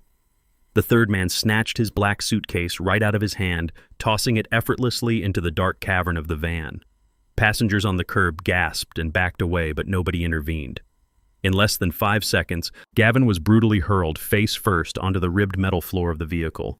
The heavy sliding door slammed shut, plunging him into absolute darkness, and the van immediately accelerated away from the terminal, merging seamlessly back into the highway traffic. Gavin gasped for air, tasting motor oil and his own blood where his lip had smashed against the metal floor. The ride was a suffocating nightmare of sharp turns and terrifying silence. The enforcers did not speak a single word to him. They kept a heavy combat boot pressed firmly against the back of his neck, pinning his face to the floorboards the entire journey. Gavin begged and pleaded into the dark, offering them the $3 million he was supposed to receive the next day, but his frantic promises were met with absolute indifference. After an hour of driving, the van finally lurched to a halt.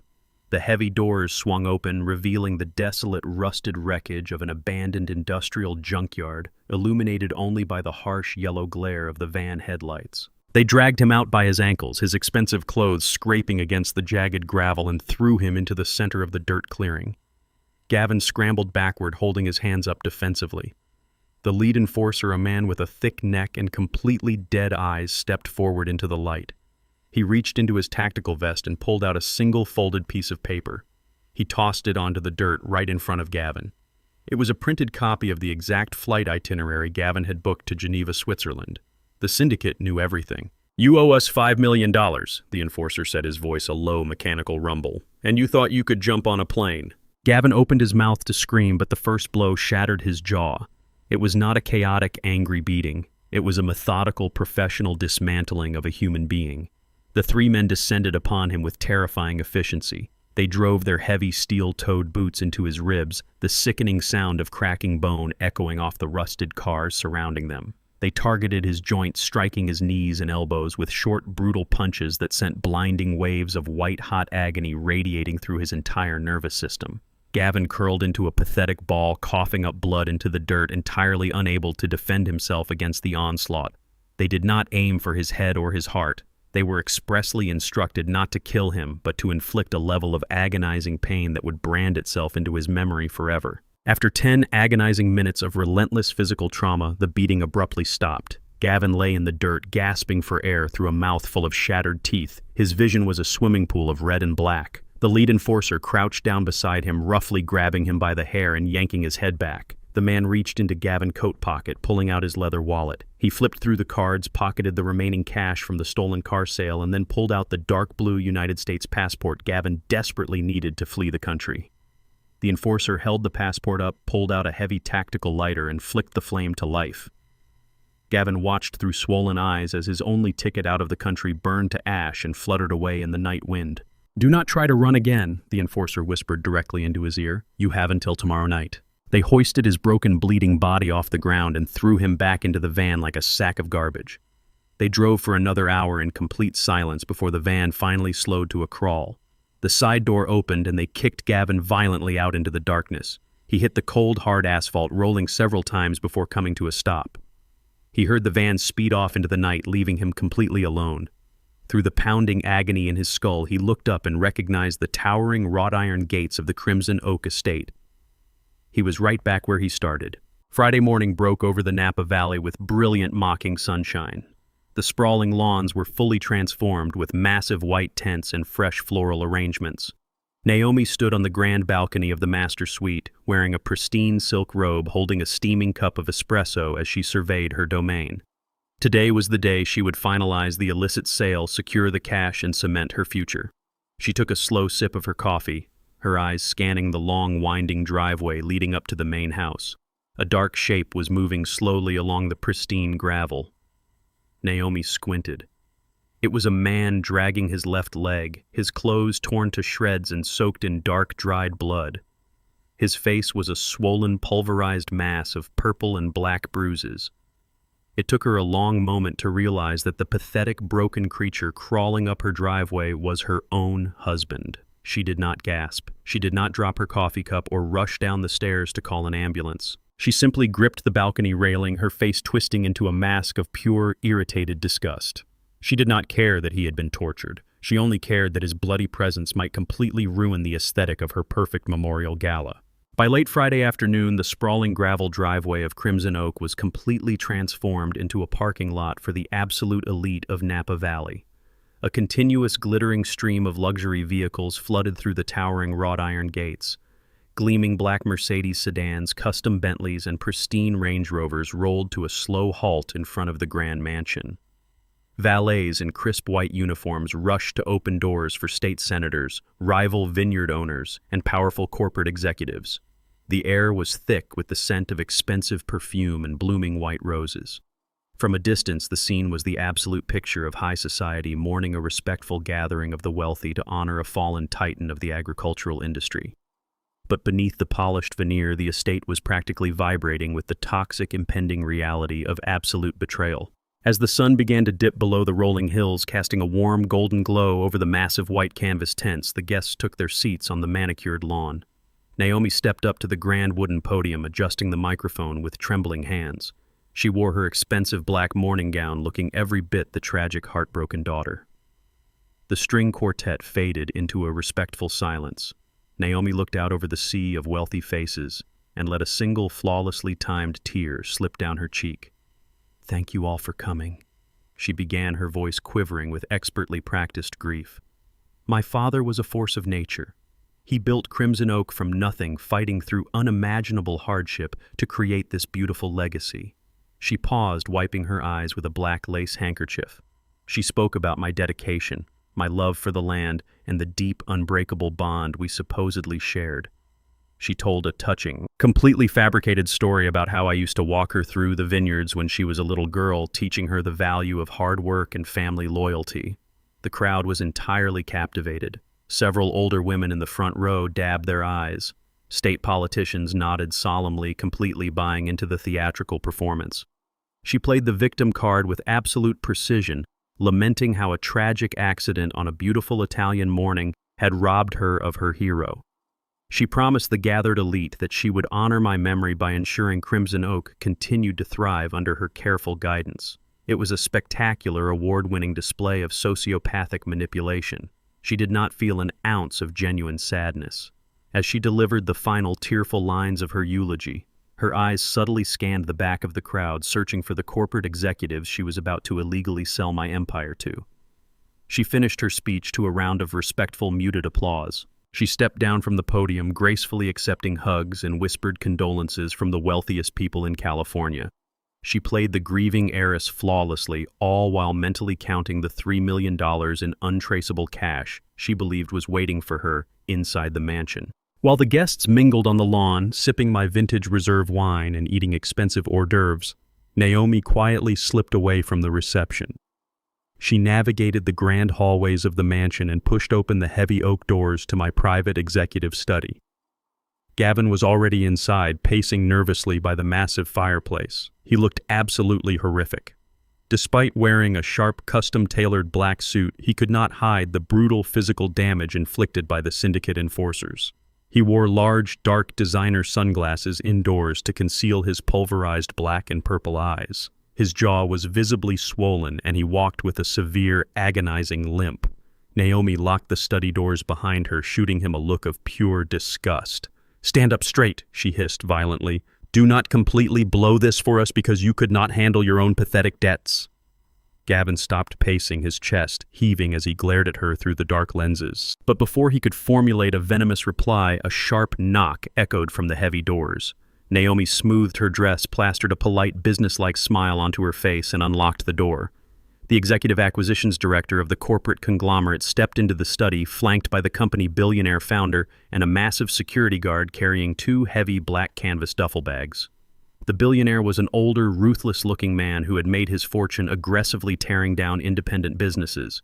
He did not offer any fake condolences. He simply nodded at Naomi, his eyes darting to Gavin's battered face with a flicker of dark amusement.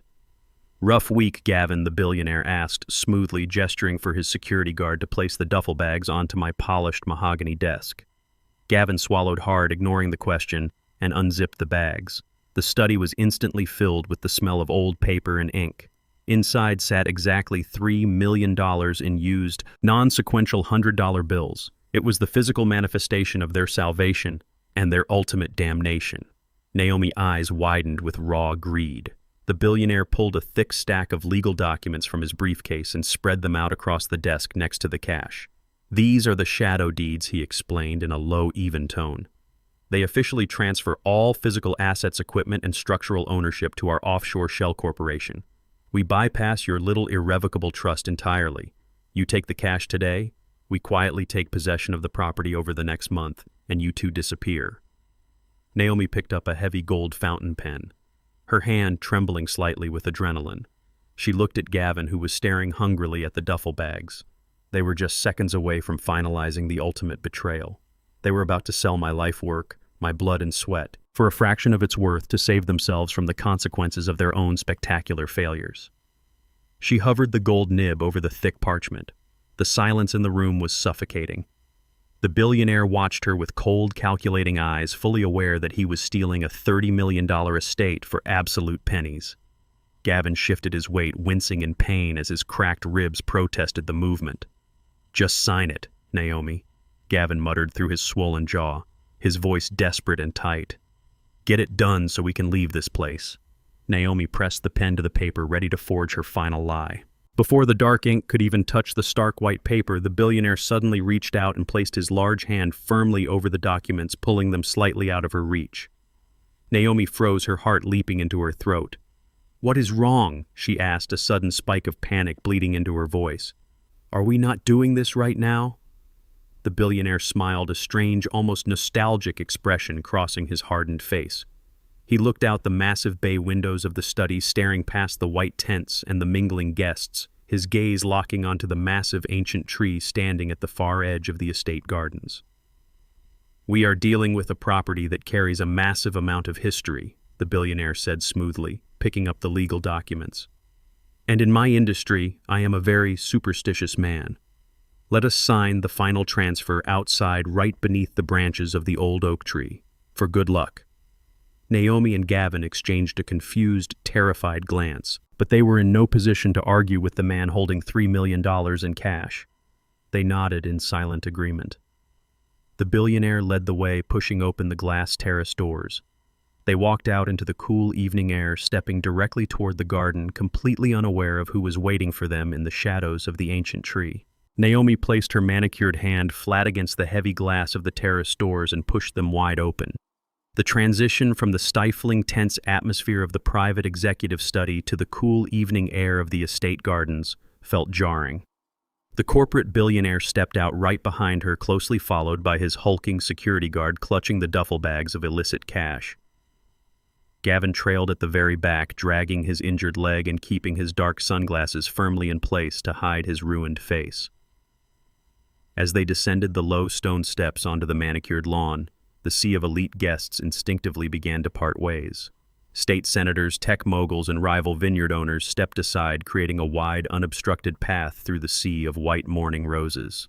The path led directly away from the bright lights of the reception tents and straight toward the massive ancient oak tree looming at the far edge of the property. The sun had completely vanished behind the rolling Napa hills, leaving the sprawling estate bathed in the deep violet twilight of early evening. Despite the dozens of outdoor patio heaters burning brightly to keep the wealthy attendees comfortable, the ambient temperature in the garden seemed to inexplicably plummet the further Naomi walked away from the main mansion. A sudden biting chill swept through the perfectly manicured hedges, cutting right through the expensive silk fabric of her designer morning gown. She shivered violently, crossing her arms tightly over her chest as she led the billionaire toward the towering silhouette of the century-old tree. The string quartet playing on the patio sounded distant now, their melancholic classical notes fading away into the vast open expanse of the vineyard. The hushed whispers and polite murmurs of the elite guests also fell away, replaced by a heavy, suffocating silence that felt entirely unnatural for a gala of this magnitude. Naomi furrowed her brow, her expensive high heels sinking slightly into the soft, damp grass. Something was fundamentally wrong. The atmosphere was no longer that of a solemn memorial, but rather an impending execution. She took another step forward, and then she stopped dead in her tracks. A highly distinct, unmistakable scent suddenly drifted on the evening breeze, violently assaulting her senses. It was the rich, heavy, earthy aroma of a premium hand-rolled Cuban cigar. It was not just any cigar. It was the exact exclusive brand imported directly from Havana that her father smoked every single evening after a successful harvest.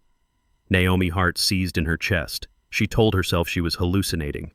She rationalized that one of the wealthy corporate guests must have simply brought a similar brand to the party to quietly celebrate the acquisition of the estate. But the rationalization crumbled the moment the thick plume of blue smoke curled lazily out from the deep shadows beneath the massive twisting branches of the oak tree. The smell was too potent, too agonizingly familiar.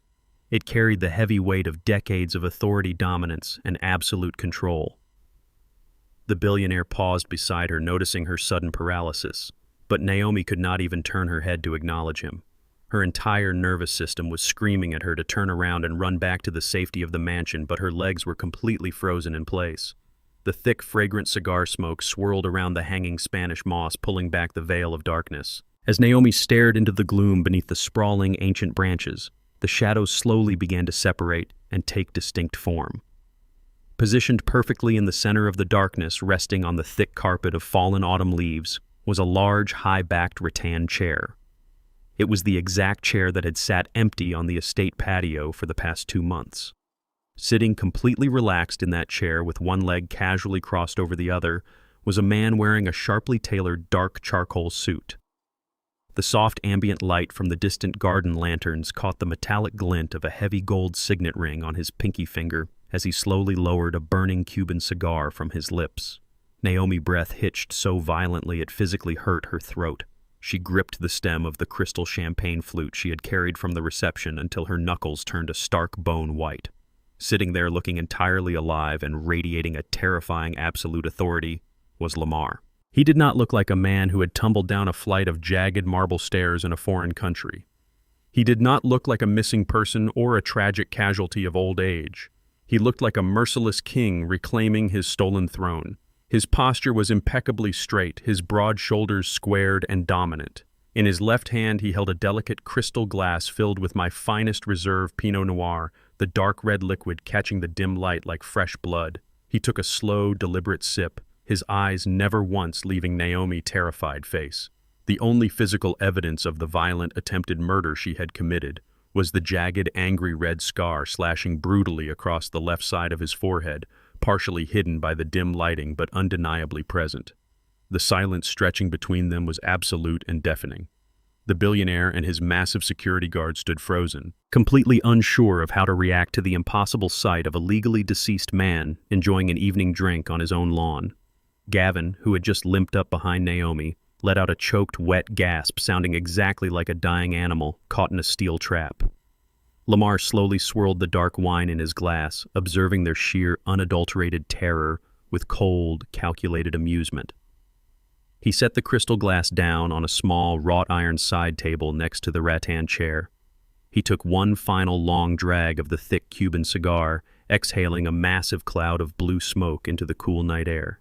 He leaned forward slightly, resting his heavy forearms on his knees, and looked directly into the soul of the daughter who had left him to die in the freezing Italian rain.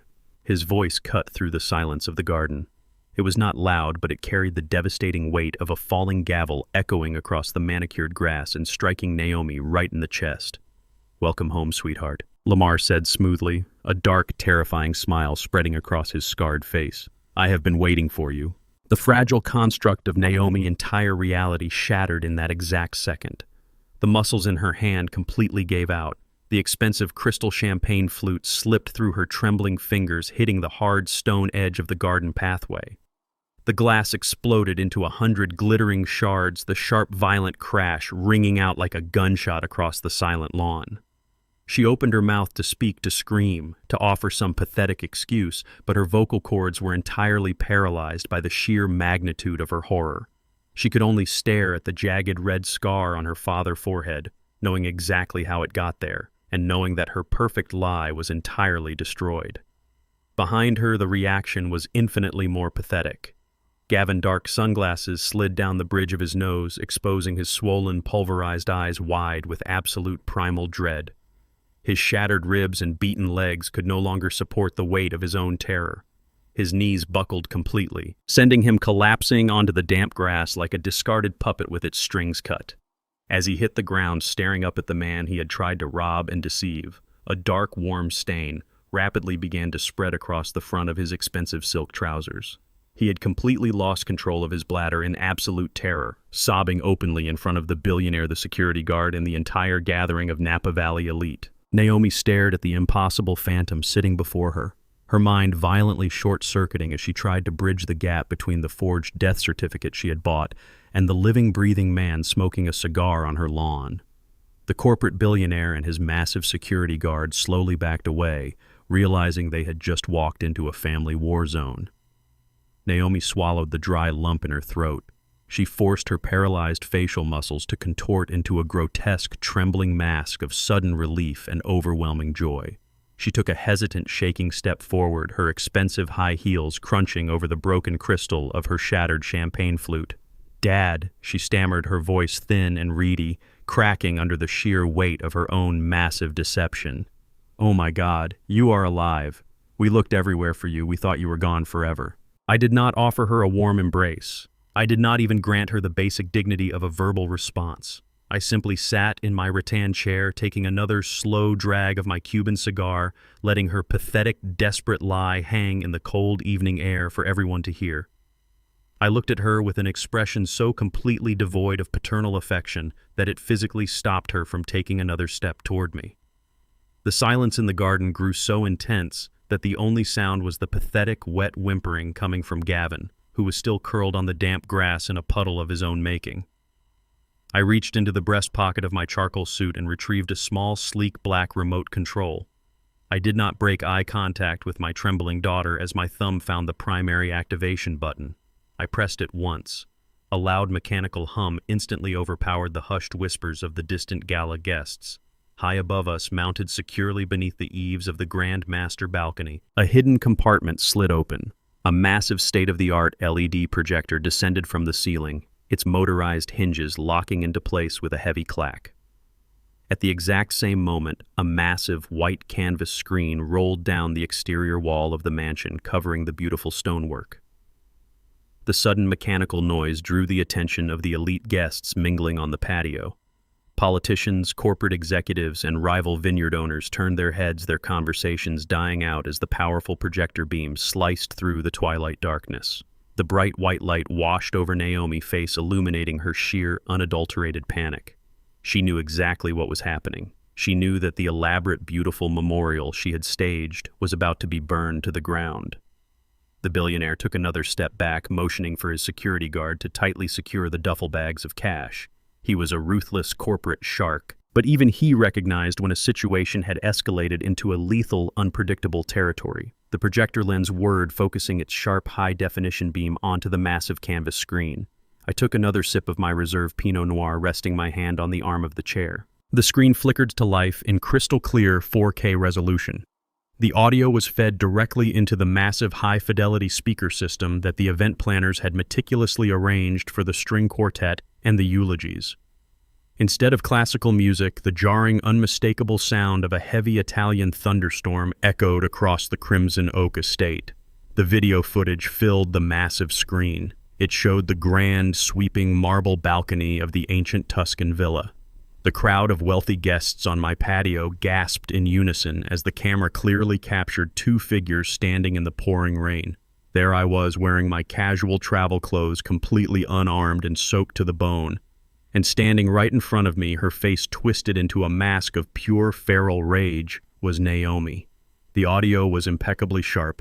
Every single guest at the gala heard my voice echoing across the lawn, exposing Gavin massive syndicate debt and threatening to cut them both off. They heard Naomi shriek in response.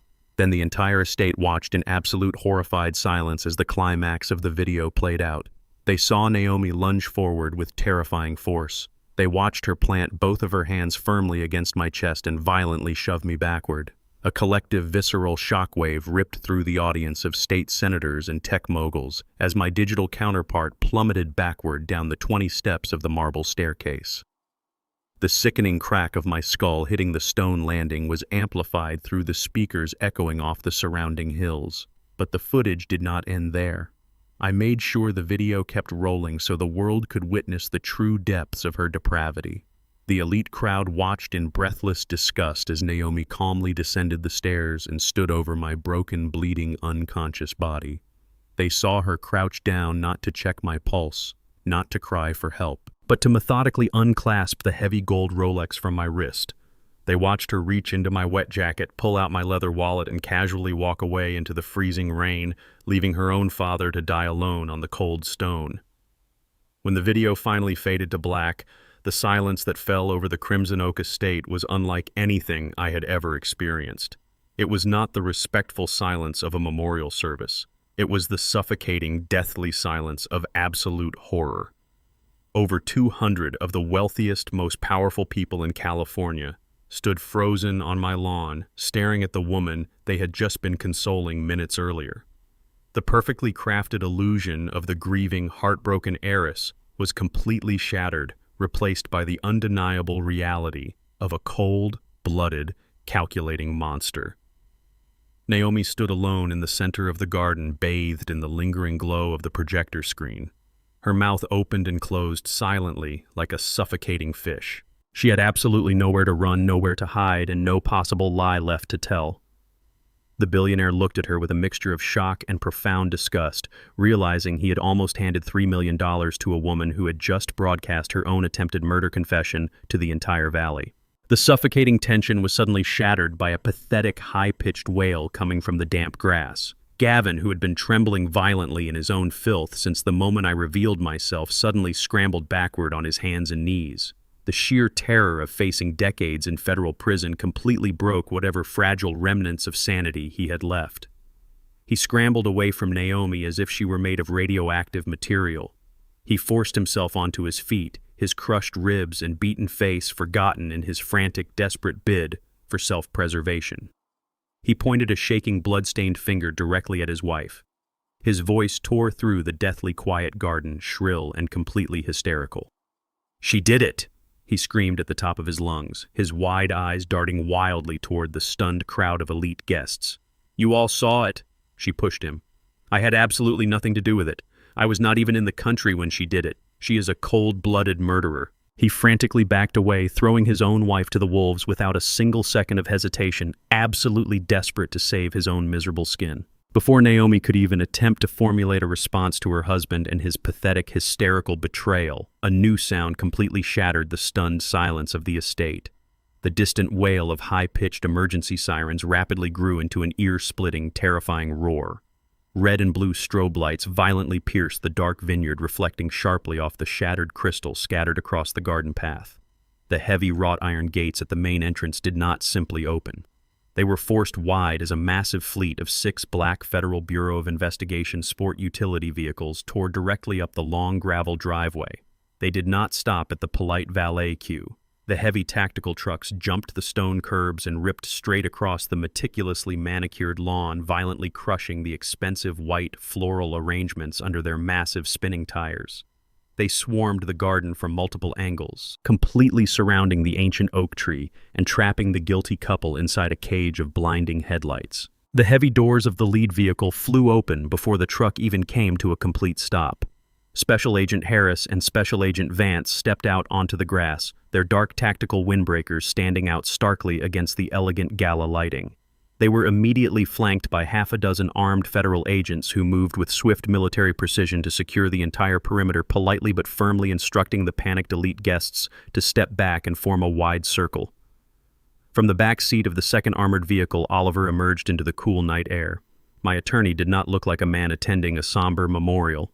He looked exactly like an executioner holding the final, undeniable warrant. He walked purposefully across the ruined grass, stopping right beside my rattan chair. He looked down at Naomi and Gavin with an expression of absolute Arctic disdain.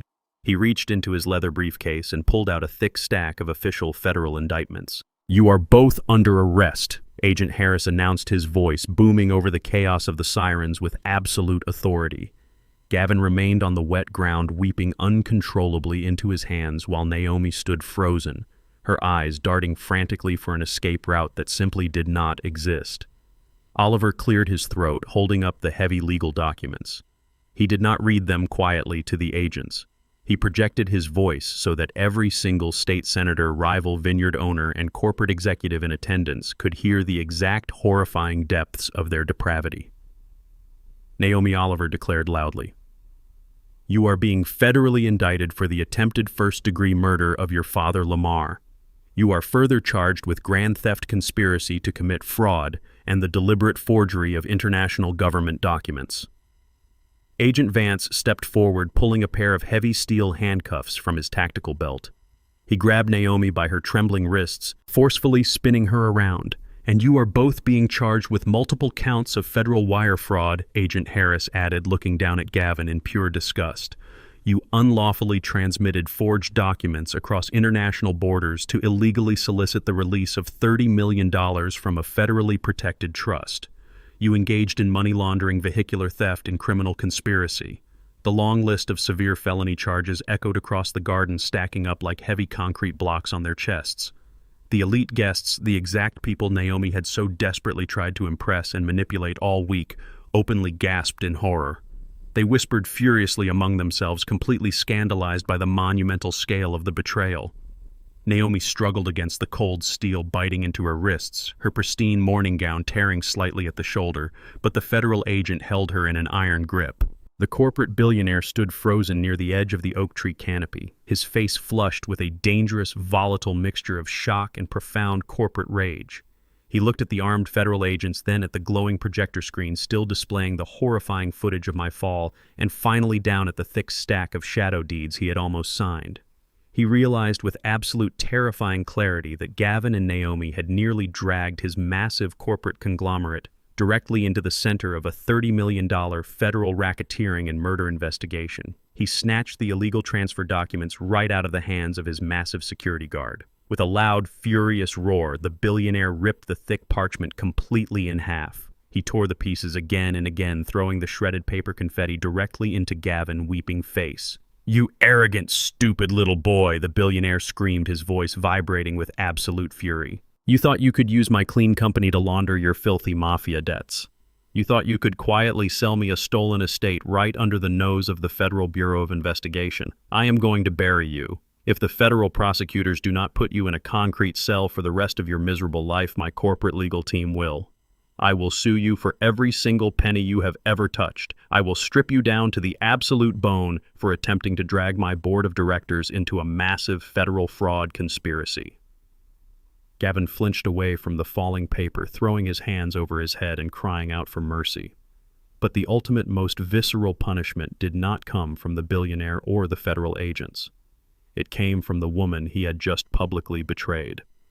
Naomi, still violently resisting the tight grip of Special Agent Vance, heard her husband's hysterical accusations and watched the billionaire completely destroy their only remaining financial lifeline. Her shock finally evaporated, entirely replaced by a feral, unadulterated madness. She realized that Gavin had planned to abandon her, that he had tried to pin the entire attempted murder on her to save his own skin, and that his sheer pathetic incompetence had brought the federal government right to their doorstep. With a sudden explosive surge of adrenaline, Naomi violently twisted her body, ripping her arms free from the agent grasp for just a split second. She lunged forward with terrifying speed, diving directly on top of Gavin. She did not yell or argue. She simply attacked him like a rabid animal. Her manicured hands turned into vicious claws, tearing relentlessly at his face, his hair, and his expensive suit. "You ruined everything," she shrieked, her voice cracking into a guttural, inhuman sound. "You weak, pathetic coward. You destroyed my life." She dug her nails deeply into the side of his cheek, ripping the skin as Gavin thrashed and screamed in fresh agony on the wet grass. The crowd of elite guests recoiled in absolute horror, watching the wealthy, sophisticated couple tear each other to bloody shreds in the dirt. It took 3 massive federal agents to finally drag Naomi off his bleeding body. They pinned her face down against the muddy lawn, completely ruining her expensive designer morning gown, and aggressively wrenched her arms behind her back to secure the steel cuffs. Gavin lay beside her, his face a bloody, pulverized mess of syndicate beatings, and his wife's fingernails sobbing pathetically as another agent roughly hauled him to his feet and slapped the cuffs around his wrists. The grand, elegant memorial gala had completely devolved into a spectacular, violent circus. The federal agents frog-marched Naomi and Gavin roughly across the ruined lawn, parading them directly through the center of the stunned crowd. Their civilized masks were entirely gone. They were covered in mud blood and the utter humiliation of their absolute defeat. Naomi kept her head down, her dark hair hanging in tangled knots over her tear-stained face, desperately trying to hide from the burning, judgmental stares of the Valley elite. Gavin simply limped forward, his head hanging in total surrender to his fate. Word of the massive FBI raid had already leaked to the local press. As the agents dragged them past the wrought iron gates toward the waiting line of emergency vehicles, a swarm of aggressive reporters and photographers breached the outer perimeter. Blinding white camera flashes erupted continuously in the dark night, capturing every single agonizing second of their very public ruin. The agents forcefully shoved Gavin into the back of the first black cruiser, slamming the heavy reinforced door shut. Naomi was shoved into the second vehicle. Through the dark-tinted glass, she looked back at the estate one last time, watching the camera flashes illuminate the absolute wreckage of her life before the cruiser sped away into the night. The chaotic wail of the federal sirens eventually faded into the distance, taking the absolute rot of my family away with them. The elite guests, thoroughly scandalized and terrified by the explosive display of federal authority, had quietly and hastily evacuated the premises. The catering staff packed up their silver trays in hushed whispers, fleeing the scene of the crime as fast as their trucks could carry them. Within an hour, the sprawling grounds of Crimson Oak were completely abandoned. I remained seated in my rattan chair under the ancient oak tree, watching the taillights of the last police cruiser disappear down the winding valley road. The heavy, suffocating tension that had plagued my estate for months was finally gone. I reached up and slowly loosened the silk tie around my neck, unbuttoning the top of my collar to let the cool breeze touch my skin. I leaned my head back against the woven chair and took a deep, uninterrupted breath of the crisp evening air. The sweet, earthy scent of the vineyards washed over me, unpolluted by greed or violent deception. The storm had passed. The empire was secure. And for the first time in what felt like an absolute eternity, there was total, uncompromising peace. 8 months later, the chilling consequences of their greed were broadcast across the nation. I sat in my newly restored master bedroom, the morning sunlight pouring through the large bay windows, watching a special segment on the local financial news network. The news anchor maintained a grim, serious expression as the photographs of Naomi and Gavin flashed onto the screen. They did not look like the arrogant, polished elite who had tried to steal my $30 million estate. They looked pale, hollowed out, and entirely broken by the relentless federal justice system. The anchor announced that after a swift and merciless trial, both Naomi and Gavin had been officially convicted of attempted first-degree murder, massive federal wire fraud, and international document forgery. The judge, citing the cold-blooded and sociopathic nature of their crimes against a family member, showed absolutely zero leniency. They were both sentenced to 30 consecutive years in a maximum security federal penitentiary with absolutely no possibility of parole. They would rot in separate concrete cells until they were elderly, stripped of their youth, their wealth, and their freedom. But my vengeance had not stopped with my daughter and my son-in-law. The news segment seamlessly transitioned to a breaking report about a massive coordinated FBI raid on an underground Nevada lending syndicate. Dozens of heavily armed loan sharks and illicit financiers had been dragged out of a warehouse in handcuffs. The anchor noted that the raid was entirely prompted by a highly detailed anonymous dossier delivered directly to the Department of Justice. I took a sip of my black coffee, a small smile touching my lips.